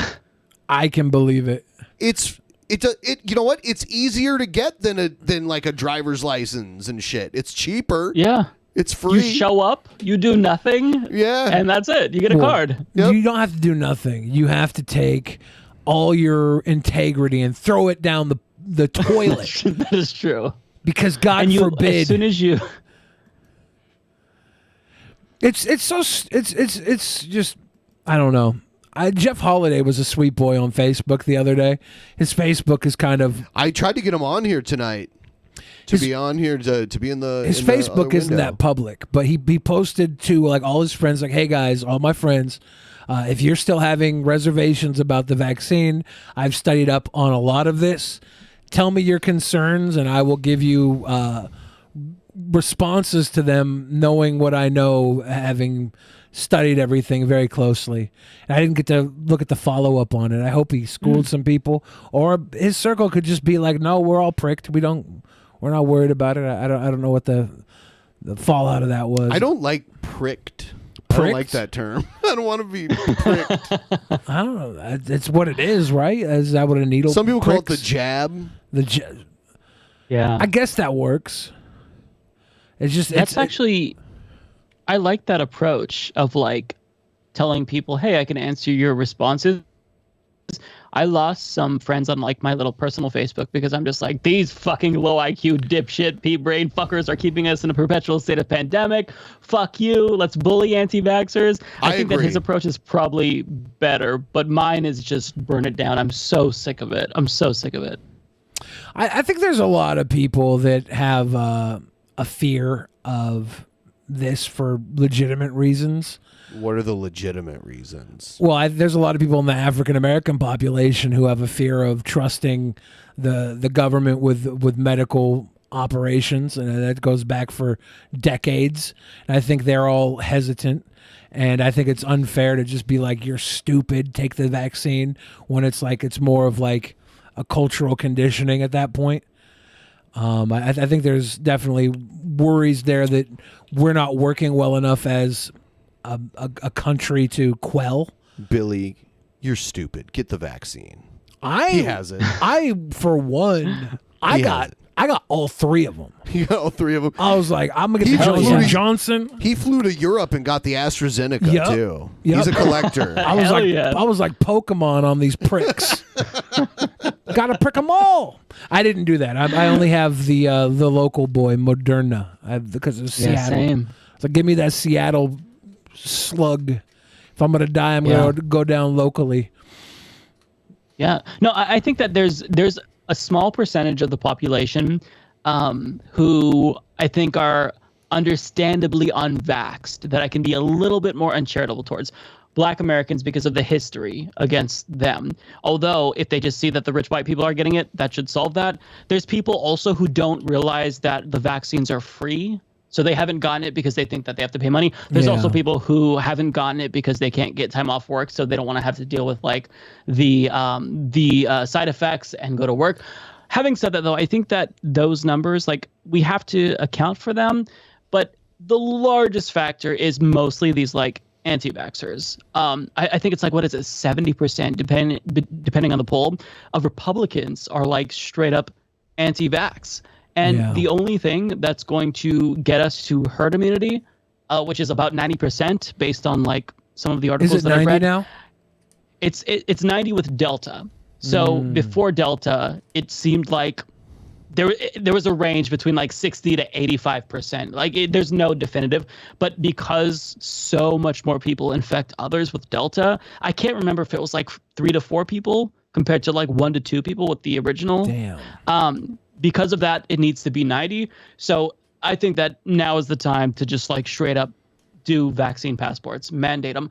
That they're effective, they work. It's not necessarily a very popular thing to say, but there's literally no other way to get us to herd immunity, and it's not new. Like, you know, when you say vaccine passports, you think about like the images in the 1920s when they like barged down or knocked down people's doors, barged into their houses, and forcibly vaxxed them and held them down.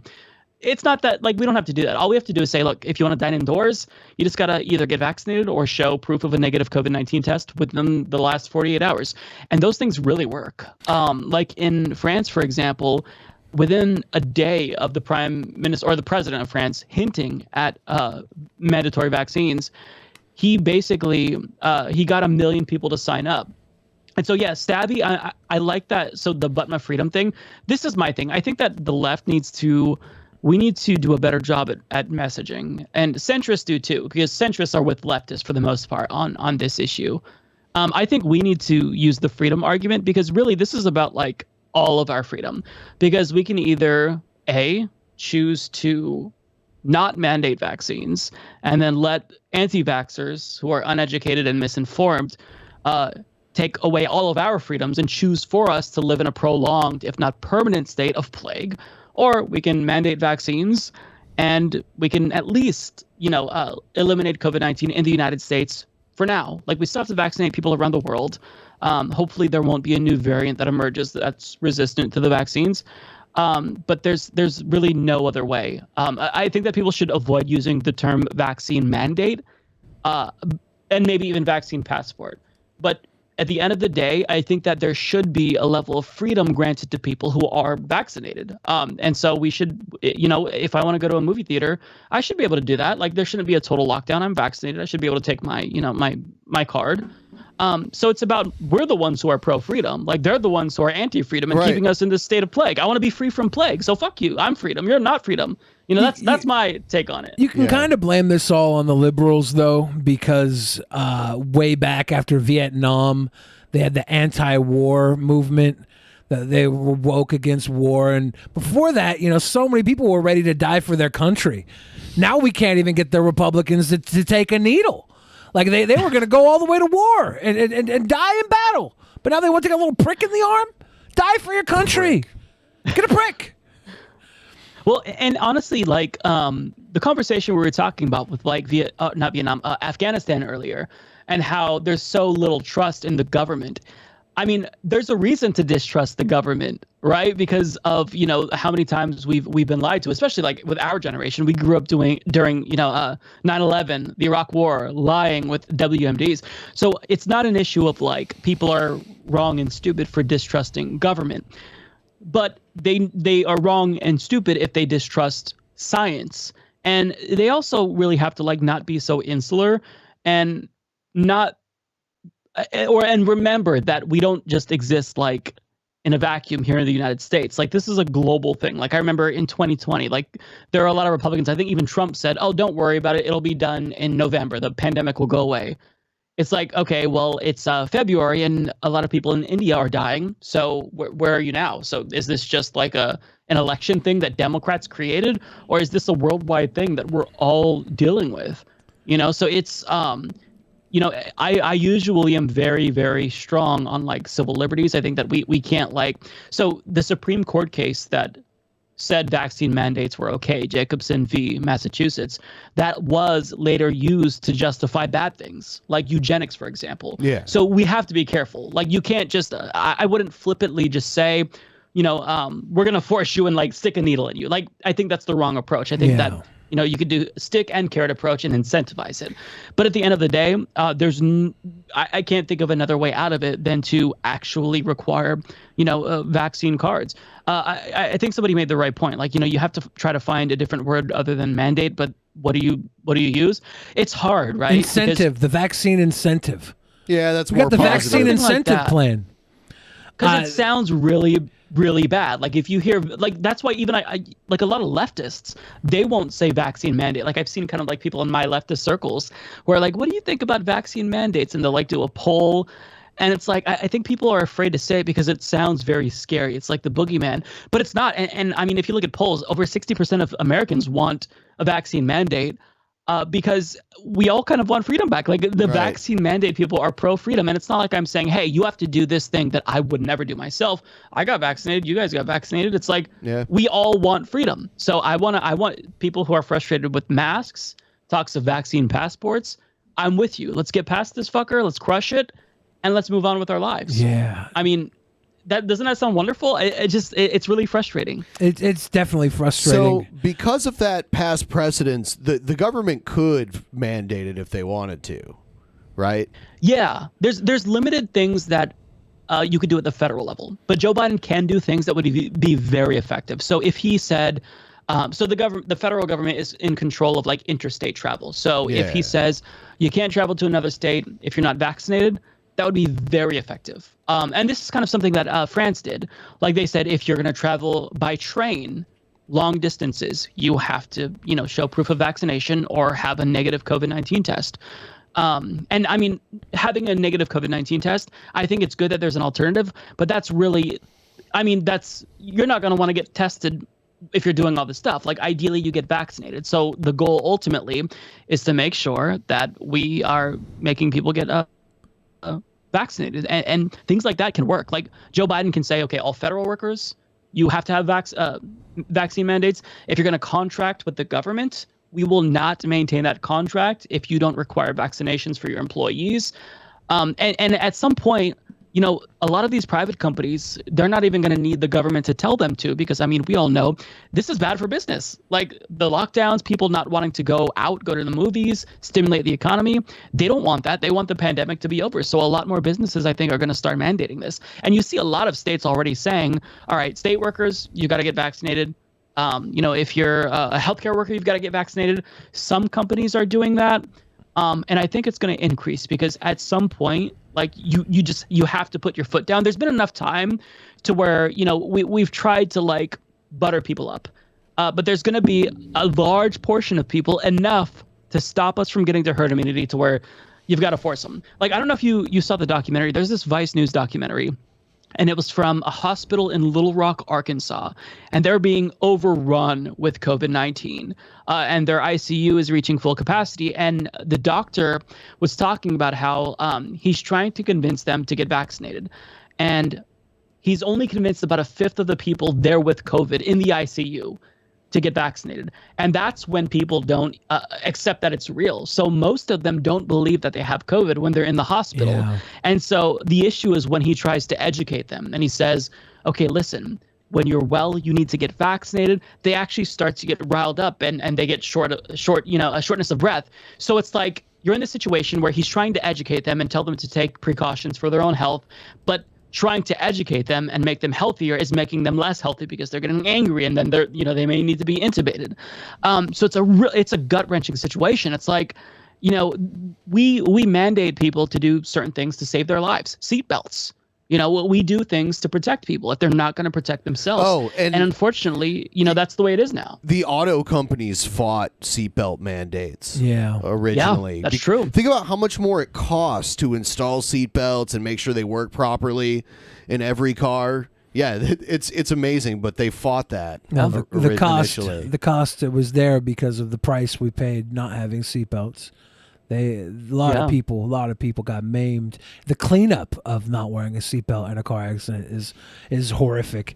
Chosen One in the pleb chat said, "Why would you need to wear a mask if you're vaccinated? Vaccine may not work." One thing with the vaccine is it doesn't stop the spread of COVID. You can still get COVID and be contagious. It'll just it lessens the symptoms, right? And it also it'll help the recovery. Having vaccine, it'll be easier on that. But yeah, not wearing a mask, you spread the vapors of your breath that carries the COVID outward further. If it's under a mask, it just kind of like sticks with you and drops. If you're wearing the proper mask. So that's exactly right. That wasn't the case though with the previous strain. So most of, I think it was an 80% effectiveness. That if like somebody who was vaccinated got a breakthrough case, they wouldn't spread it. But with Delta, based on the studies, the viral load is basically the same between vaccinated and unvaccinated people because of Delta variant.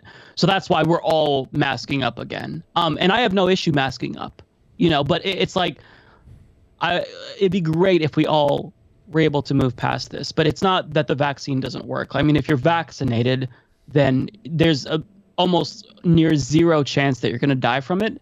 It also is very, very effective at preventing serious illness, which is part of the problem right now. So the issue with hospitals around the country, including in Oregon, in my state, which the governor had to call in the National Guard because most ICUs in Portland, they're at like 92 to 96% capacity.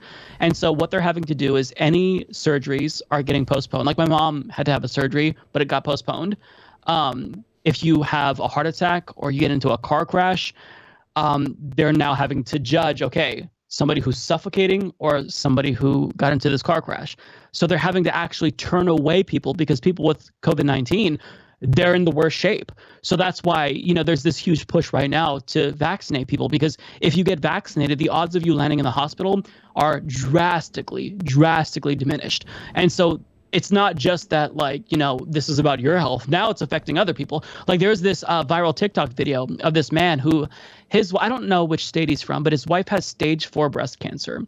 And so she was there because she was ill and she was supposed to stay like 5 days. He said she probably should have stayed 6 days, but they had to discharge her because they were overrun and all the resources had to be directed to the COVID-19 patients in the ICU who were suffocating. So, I mean, you know, this person has cancer and that's very serious, but the COVID is much more serious.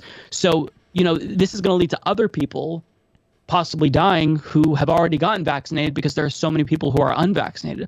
So it's like the issues compound. Like it's not just that a lot of unvaccinated people are going to die. There's this ripple effect throughout society that makes matters worse. And another thing is children. Children under the age of 12, they can't get vaccinated yet. They're not eligible. Yeah. So, you know, that's why the mask mandates in schools is so crucial because it works. And it sucks to have kids wear masks. Like, I mean, that's shitty. You know, kids, you know, they don't want to do that, but it's a mask or potentially getting COVID-19. And kids are getting infected at a higher rate. So there's a lot of evidence that Delta infects them more so than the last variant. Like, it's not necessarily 100% causation. We're not sure. It could be like, you know, more relaxed lockdown measures that's attributed to the increase. But there's enough evidence to worry that kids are now really getting infected at alarming rates. In some states, pediatric hospitals are starting to fill up. It was one and done. Now I'm hearing that I'll have to get another shot to maintain my fully vaccinated status. I hate this BS. Well, I got 2 shots, and they still say that I'll probably have to get a third one, right? Like, they're saying the follow-ups are important. They're booster shots. This is something we've done with vaccines forever. It's true. Yeah. This is going to be endemic, I think, ultimately. I'm trying to bring on an epidemiologist on my program to kind of explain this, because this is going to kind of eventually turn into like a COVID season, like there's a flu season. So I think that it hit us around there was a COVID season around like November last year, around the same time as flu season. Yep. It's going to be hard. So you're going to bring like an expert on to talk about that? I'm trying to get an expert on who does a lot of like COVID things. This is a virologist and an epidemiologist. And I'm trying to, like, I have a lot of questions. So I do as much research as possible because I'm a hypochondriac and a germaphobe. So already, like, I'm kind of drawn to this. And also, you know, the policy standpoint is interesting. But it really looks like there's one epidemiologist who says that he thinks after this latest Delta wave, it's probably going to then turn into an endemic thing, assuming there's no other variant that becomes prominent. And just, you know, that's kind of our way out, where it's like, okay, if enough people are vaccinated, then we get a booster once per year. And that just kind of keeps it, you know, under wraps to where it's there, but it's not like controlling everything. It's, you know, enough people are vaccinated to where if they get it, it's not that bad. But it sucks. I mean, we're going to be dealing with this for quite some time, I think, until people are vaccinated. But my hope is that, you know, we'll reach herd immunity, but at this rate, it's not looking good at all. Yeah, and I kind of saw this happening. That was my first thought when they said, "Oh, at least 70% of the population needs to get it." I'm like, that seems like a lofty goal. And all the lotteries that the states did, they didn't really amount to much.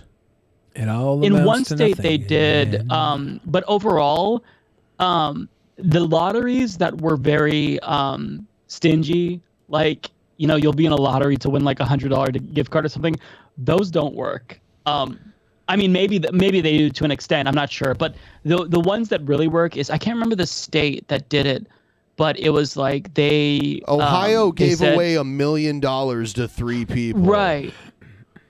Yeah, that apparently did see a boost, but I don't know if that's still effective. I think I think it worked for the short time that they did it. Everybody should get a $100 gift card to Amazon. To Amazon. To Amazon. How about Amazon donates $100 to everybody? Well, that'd be great.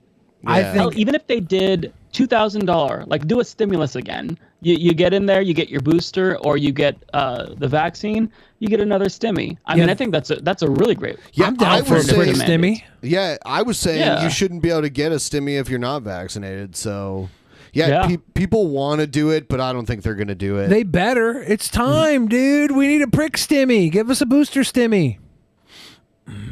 it would. I think it would drive vaccinations. I don't know that it's going to get us to the like herd immunity, but I mean, I'm for trying the carrot approach. Like, I don't want to say, definitely mandate them immediately. Like, do everything we can. Like, I want to make sure that we're respecting people to an extent, but once they start to fuck with the public health, then, my patience is going to run out. Aren't we almost there, though? Aren't we almost there already? I think we are, honestly. Like, I'm to the point where it's like, okay, you can either do a really, really, really big carrot approach, like $2,000 stimulus checks, or you could do the stick approach. It seems like the government, like, to do a carrot approach in any like meaningful way, gonna be kind of difficult. The easiest thing, honestly, is just to do mandates. It's easy. It doesn't take much legislatively, and Biden can do it via executive order federally. Private businesses can do it, and they should be encouraged to do it.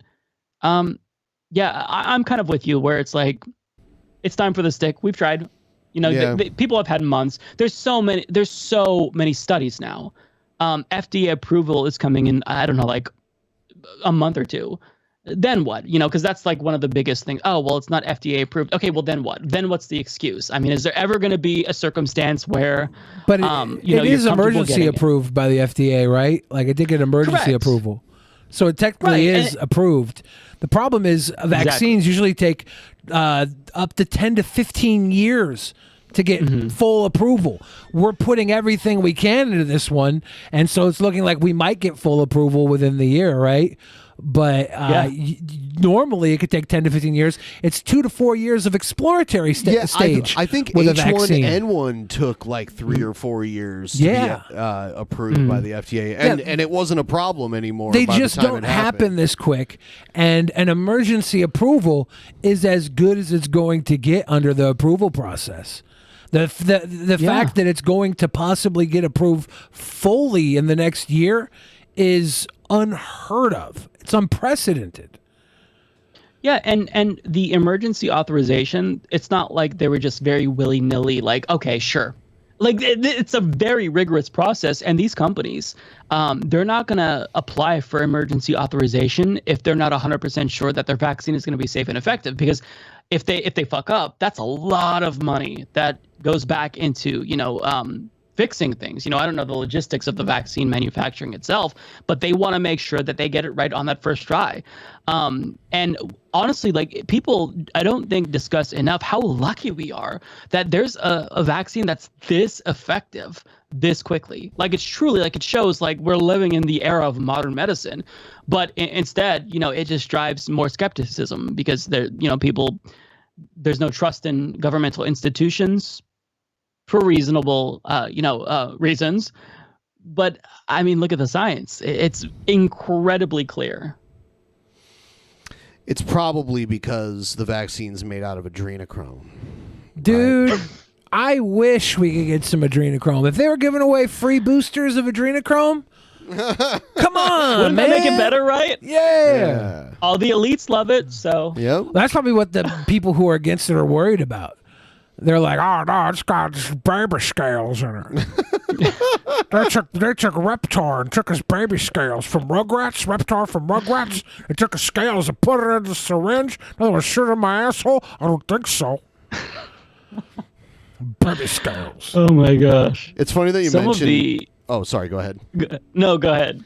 I was gonna say it's funny that you mentioned Rugrats because someone sent me this King Cobra remix, and it's the Rugrats theme music. Anyway, what were you saying, Mike? No, I was gonna say some of the conspiracies around it are actually like legitimately funny. Like the 5G one and the magnetized one. I'm like, dude, you're a superhero if you're magnetized from a vaccine. Isn't that like something to celebrate? Come on. Right. You should be climbing. I'd be excited. Metal things. Yeah. Why not? So I don't know about this vaccine, but I turned into a refrigerator and my kid put a report card on my arm. I don't know.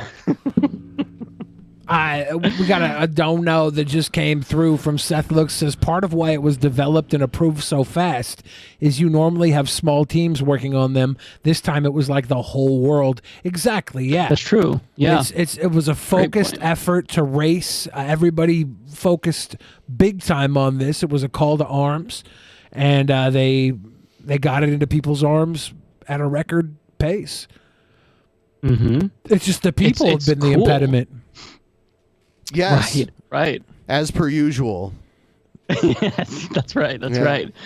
I know this stuff. When I think about it, it really like makes me feel doomer because it's like, oh man, we're never gonna make it. Like, how long until there's a new variant that is resistant to the vaccines, and then we're right back to square one? Like, oh, what are they gonna say when there's a variant that does take out a bunch of kids, like schools or basically like nursing homes, like then what are they going to do? The Columbine variant? Yeah, basically.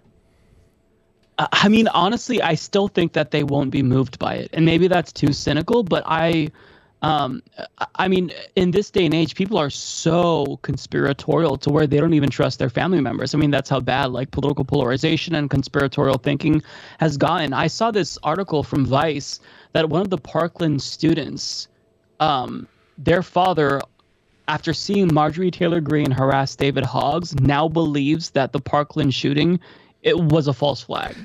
So at first, when they survived, like their father was very like caring and wouldn't even like wear maroon colored shirts because that's the shirt that the shooter had or something. So like was very, very sensitive to everything. But he got involved with QAnon, saw that video, and he's like, oh, yeah, it's a false flag and you're a crisis actor. Fuck you for being a crisis actor and being in on this plot. Like to his That's kid, insane. Yeah. And who's 17, by the way. So this wasn't like part of the graduating class when it happened. Like this is a 16-year-old who year after year still went to that school, whose father thinks he's a crisis actor. And I've seen child actors. They never really tend to grow up and live healthy lifestyles anyways. So this kid was going to grow up and have a shit family and a shit dad. I'd rather have this dad that thought I was a crisis actor than have Jamie Spears as a father. Oh, Britney Spears, she was a child actor, not a crisis actor. Her career was a bit of a crisis. Yeah, it was a crisis. But like, I mean, this guy doesn't sound half as bad as Jamie Spears. Doesn't sound half as bad as Lohan's father. He's not so bad. Lopan? He's terrible. He's horrible, guys. Yeah. It's a joke. Yeah, that guy is also a raging alcoholic, as Juggalo points out. That is true. Yeah, he kind of goes on these tirades when he's drunk.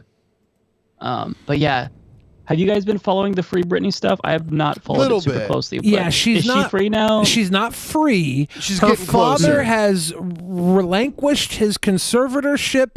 There's still another member of the conservatorship that has control, and the father has relinquished his control under his own terms. So he's stepping down, but he hasn't fully stepped down yet. So it's like the beginning of saying, well, I'm gonna go, just let me get my stuff, like so it could go anywhere now.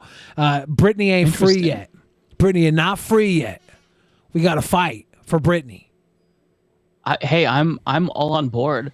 I'm wondering how long until Free Britney is like a partisan issue, because right now it seems like everybody supports it, but how long until? Yeah, which side's gonna get Britney if it becomes a partisan issue?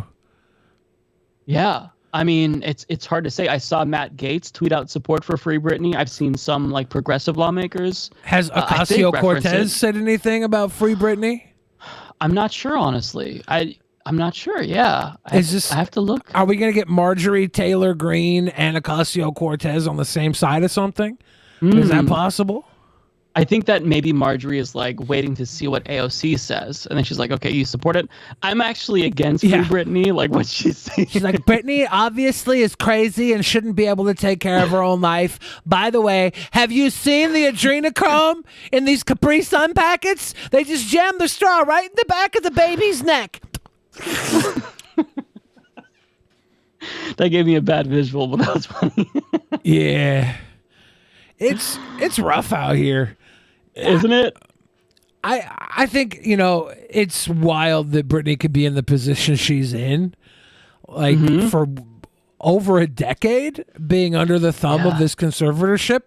Like she can't. What's worse is what if she gets out of it and we realize we were wrong, and like for some reason she had to be in this, and her life goes completely off the rails because we had to get in and fight for her.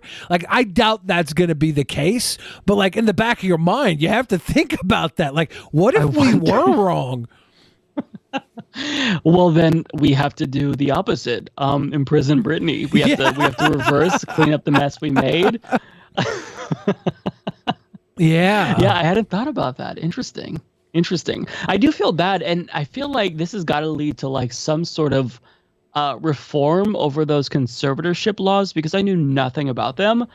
But it's really crazy. So the only thing I know is like from the the New York Times. There's like a Hulu documentary that they did. How draconian these conservatorship laws are. It's really weird. And you think that like in 2021, when we're kind of a little bit more open about like people with additional needs who need special access to education or things, like you just think that we'd consider this and we would treat them like human beings still. But I mean, the situation she's in is truly just crazy. I would be so pissed. I would not do anything. Like I know that she was like forced to perform. I would not do jack shit. But I mean, I don't know what she can. She was doing years in Las Vegas, headlining in Las Vegas for years under this conservatorship. My thought, like my conspiracy theory thought, and I'm a conspiracy theorist, so please guys don't put any real weight into this. But you saw what happened to all those kids from Glee, right? What if Britney's father got her under conservatorship because she wants to spill everything? He's like, no, guys, I'll protect her. I'll keep her from saying anything. I'll keep her under conservatorship. Please don't send her off like those kids from Glee. Please don't send her off like the Glee babies. Please, the Glee please. babies. Like that's obviously a conspiracy theory, but like, what if he is the hero here and he's fighting Hollywood, who's trying to hold her down because of all the messed up stuff they did to all the Mickey Mouse kids before Glee came out? That is a more rational conspiracy theory than like most conspiracy theories. I'm down with it. I love conspiracy theories because like I'm bullshit. I'm like really good at bullshit. I'm a top tier bullshitter. So I could just make up conspiracy theories all night long, but I know how dangerous that could be because I can be very convincing. If Billy actually understood law, he could be a good lawyer because he is a good bullshitter. I have no value for law. But no, I've heard you basically be Martin Shkreli's lawyer to so many people. No kidding. Yeah, because he knows Martin Shkreli. I convinced him one night in like a chat room of people. I convinced them that I believed I was a god, and I had this entire like. He thought I was crazy. He like texted me. He's like, "Man, are you okay? Are you fucking crazy?" But I was just going off on a tangent, convincing people that I was a god based on like mathematics and belief. It was so funny. And they actually believed that you believed that? They thought they thought I was crazy. And then some people actually believed in it too. Like they were like, "Man, this is making a lot of sense. This is actually." You got to start a cult, Billy. You can get rich. Billy will try to convince you that Martin Shkreli actually saved lives. Billy. Yeah, of course. Wow. He did. Is he still in jail or was he released? He's in jail. I think he was on track to have an early release until he got caught with a cell phone. And when he got caught with a cell phone, it kind of threw that off. So maybe he'll be out in a year. Maybe sooner, maybe later. But and the Feds sold his Wu-Tang album. Yeah. They sold his damn album. That's dirty. That's dirty. I will argue he never should have had that. It should have went to somebody else. Because that's a holy item. And I will argue that he did the world a favor by buying it because the album was not that good, and people wanting to hear it and not being able to is better than people actually hearing it and be like, "Oh, this was a shitty Wu-Tang album." That's fair. That's fair. So he kind of saved the world from having to listen to his shitty Wu-Tang album, and they'll always want to hear this. Until they hear it, they'll be like, "Oh, this is all we were waiting for." I heard some of it. It's not that good.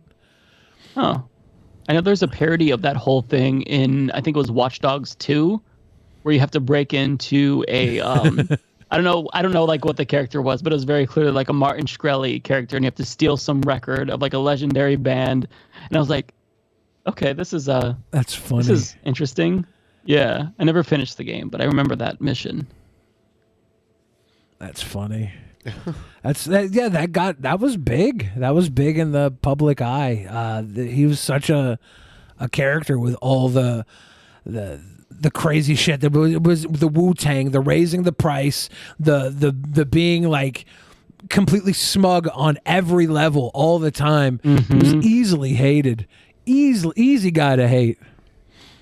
Very, very hateable. He also had a punch face as well. And I say that as someone with a punch face. Like if I shaved my beard, you'd want to punch me in the face. He definitely has a punch face. Well, when he was being, they were petitioning jurors for his trial, and people who had never heard of him before were like, yeah, I don't know. He's just got a punchable face. And this was like when they were interviewing them to be on the jury. It was hard for them to find people that didn't hate him. Those people might have been trying to get out of jury duty too, though. Maybe. That's true. That's true. That's under like. Wasn't it like Asterios that told us his girlfriend tried to get out of jury duty by writing "I am a racist" or something like that? That's what my dad would do. Was that? Yeah. I thought it was Asterios that told us that. I can't remember. I think he might have too. That's like the common thing. And now that might get you on a trial because they're going to call for a mistrial afterwards. I don't know. They asked my dad if he was racist against anybody. He said white people, and they didn't call him back. I am a racist. To try and get out of it. That's hilarious.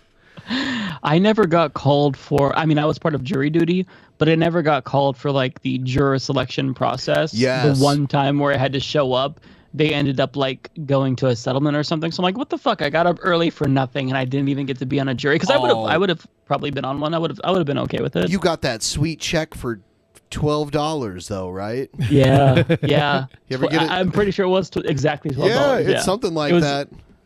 So insulting. I mean, I would have done it anyway, but it's like $12. I mean, people are going to take off work for this. Like, no wonder why so many people like screw it. Lucky for me, like the place I worked, they had to give it to you off, and they let you use a vacation day if you really wanted to get a paid. vacation day. Well, if you wanted to get paid for it. Oh wow! You could take it unpaid, or you could use like a vacation day to get it paid. Oh, okay. Yeah. They had like unions, they'll pay you a certain amount when you have to go do it, right? Like a lot of unions. That's why my dad, when he had to do it, he took the week off, and when he went down for it, he said the thing, and they didn't have to finish his week off, but the union was covering it. Yeah. Oh, nice. See, it always pays to have a union. Yeah. I only worked one union job at a grocery store. Unions were pretty sweet for a while. I don't know why we decided they were terrible. I guess it was probably just whatever happened to those union things I hear about. I worked at a union at a Kroger, but it was like in the meat department. I think that's like its own unionized thing. The meat department? Yeah. Oh, interesting. Yeah. My aunt was a meat department person for stores. I didn't know they were different or not, but the unions for the grocery stores are big. Like a bagger, a young kid that starts is going to start pretty healthily in those scenarios. I think that's why Winco's prices are so low, because they're employee owned. So I think they break the union. I don't know. Is there a Winco on the east side? I don't think there is. I think there's like far south. Yeah. I don't think there's one nearby. No. Winco. Oh, so they don't know Winco. Some of the viewers. Yeah, if you guys don't know about Winco, it's like I don't know, halfway between a Walmart and a Costco, but there's no pass. There's no you don't have to have a membership, but you got to bag your own groceries. They don't have a bagger. It comes down to the little tailpipe, and you got to throw everything into the bag yourself. But the prices are respectable, and I assume everybody gets paid well. And they have a giant selection of like everything, which is always kind of cool. Like you get all the weird Pop-Tart flavors. You get every chip flavor. It's always like, when I was a kid, I was very excited because they had every fucking thing. It was like the Toys R Us for foods. Yeah. It's the only place you go and you look at the generic brand cereal and get a boner. They have like all the malto meal. Normally you'd be like, I don't want that generic shit, but then you see this selection of malto meal and you're like, well, this is actually an impressive selection. I might go for the bag over the box on this occasion. Yeah, they do. Their cereal collection is insane. Yeah. I have not been to a Winco in a very long time, but they're great. Malto Meal is generic cereal brand. They have like the knockoff Fruit Loops, the knockoff Cocoa Krispies, knockoff all the stuff you'd get in the box. They sell it to you in a bag. It's cheaper. It's bigger. It's tasty.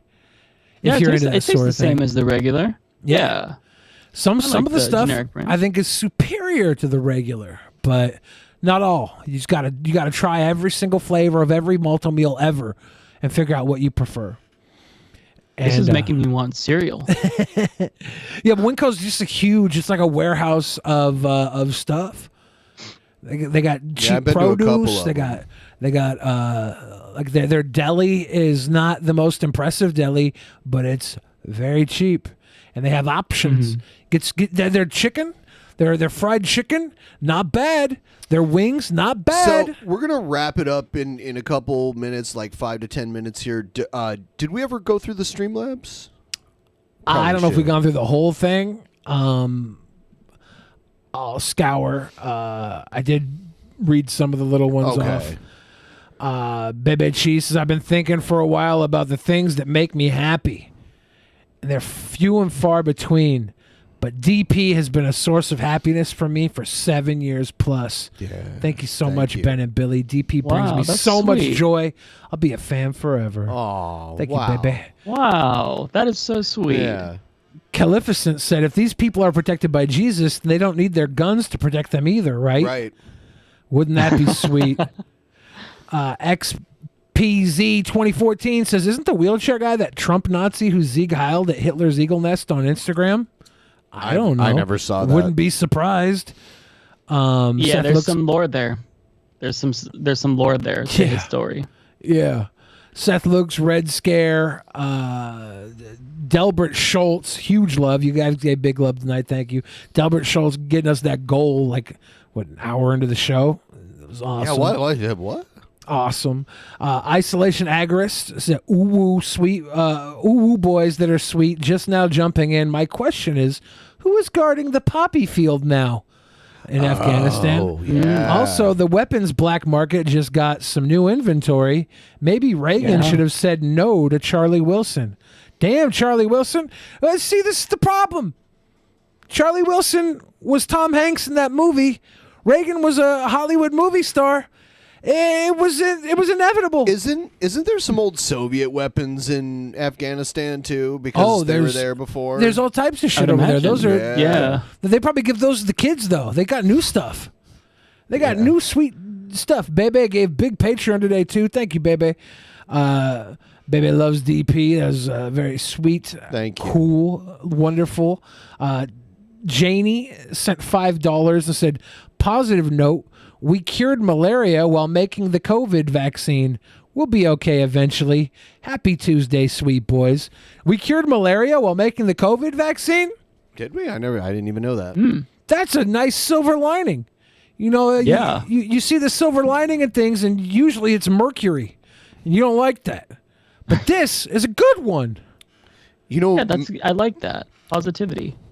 You know, malaria, just it means bad air, malaria. They used to think that, people would always, back before they knew what caused it, people who got it all the time usually came back from the swamp, and they thought it was the swampy air. They didn't know it was the mosquitoes that were causing it. Oh, that's interesting. And so, like, the Latin origin of the word, bad area, air, bad air. Now that we cured malaria, it's not going to be. Now that we cured it, it's not going to be a bad thing. I think we might see Trump's 7th wife. She might be named Malaria. I think her name's Ivanka, right? Oh no, that's his daughter. That's against He did all have a wife named decency. Ivana. Yeah, that's Ivanka's mom. Ivanka. malaria, little bit too close. Melania. I don't know what I don't know, man. Molinaria, Bolognese, Marinara. Yeah. Yeah. I don't know. One thing I know is that Trump and Biden both did things that Mike agreed with this week. So shocking, where right? Where the hell are we? I'm very difficult to please, but okay. I was pleasantly surprised this week for different reasons. It's weird. Yeah, I feel gross saying that. Yeah, no, it's sick. I had to bring it back up because it's been on my mind the whole night. I'm like, what the fuck? I want to vomit. Yeah. How do we get here? What do you think? What do you see the next move being for America and Afghanistan? That's hard to say. I think there's gonna be like several months of lots of screeching by the media and warmongers trying to encourage Biden to go back in. If he can resist those calls for like a year, then I think we're probably out, aside from like, drone strikes here and there. But it's really, really hard to make a prediction because I'll probably be wrong. I often am whenever I try to predict. It's hard to say, but I think that right now is we're on thin ice. I'm not sure if this is gonna.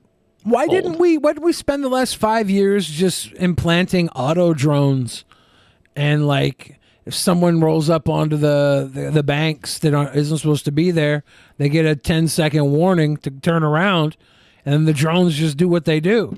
Is that heinous and reprehensible? Yes. These drones are doing what the Afghan National Army doesn't want to do. They just drop their weapons and let them in, right?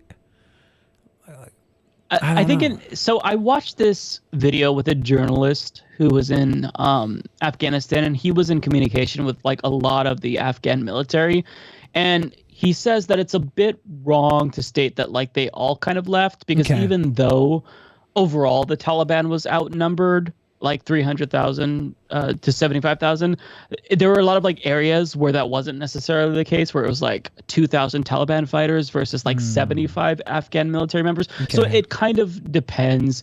And a lot of them who did drop, they kind of saw the writing on the wall, so they didn't necessarily think that it was worth fighting if they were outnumbered and they were going to get slaughtered. But I do think that it probably a lot of them did just drop because I mean, if there's not really a cohesive national identity, you're not going to have much loyalty, especially if they think, well, I mean, what the fuck is the point of this? I'm going to get killed if I try to fight them. I might as well just, not fight them. Can't beat them, join them. It's hard. Yeah, I mean, do you whatever think, makes you survive. Do you think the Taliban watches a lot of anime? No. I would say that if they did watch a lot of anime, they only watched like Death Note, and that's it. There's a lot of military tactics in some of those animes. Yeah, you could learn a couple of things. Like when you're saying there's 75 people at one bank and 2,000 Talibanians coming in, like and then they send like the 3,000 to go deal with the 100,000, and those 3,000 they get their attention, then retreat. The other 2,000 go the back way. That's like an anime victory right there. They would do that in an anime. I've seen an anime. I've seen a couple anime. Is that what they do in an anime? They would do that in an anime. Is that an anime? I've seen a couple anime. That's what they would do. Yeah, Attack on Titan is very thorough with their like military strategies. Jungle pointed that out. I don't want to give the Taliban, Al Qaeda, ISIS, whichever one it is, any ideas, but those recruitment videos, they're probably not as effective as an anime. Yeah, animes are effective. Here's what we got to do: we got to get them hooked on anime. Then we got to start feeding them like the Care Bear style of cartoons. And so they're like, oh yeah, this is great military tactics. And you slide in those like care, love, Care Bear stuff, stare. And they're like, this is really effective too. Love is even better than murder. Solid plan. Yes, I think we have some things to think about, America. All right. Well, with that, we are going to bid everyone. Mike, signing off. You got anything you want to tell our audience? Where Link they in can the find description to Mike's channel, by the way. If you're not aware of it, go check it out. No, thank you all so much. You're all incredible. It's always fun to catch up with you both. Your chat and community is always fantastic. Thank you so much for having me. Hopefully the audio improved. Yeah, right. That's what I was thinking. We got to have you back in a few months. If we can get you back sooner than later, we'll have the audio perfect for you. Yeah, I'm not sure if it maybe worked itself out towards the end. I'm not. It's a little better. See complaints. Yeah, I think people stopped complaining because we didn't listen to their complaints. That's my favorite thing. I'm a very abusive lover. We laugh because I'm joking. They know you're joking. Yes, I'm a sweet You're lover. a sweet boy. Yeah. You're a sweet boy. You might hear some cracks and pops, but those are just my joints while I'm railing you. Thank you, Mike. Everybody have a good night. Good night, everybody.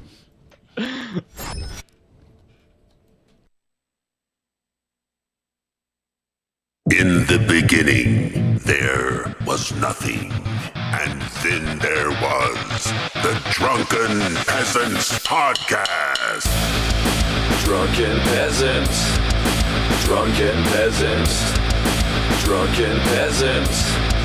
Drunken Peasants. From the strangest corners of the internet, gonna get TP'd by Billy and Ben. You know where you can find them at. Get ready, cause they're gonna kick your...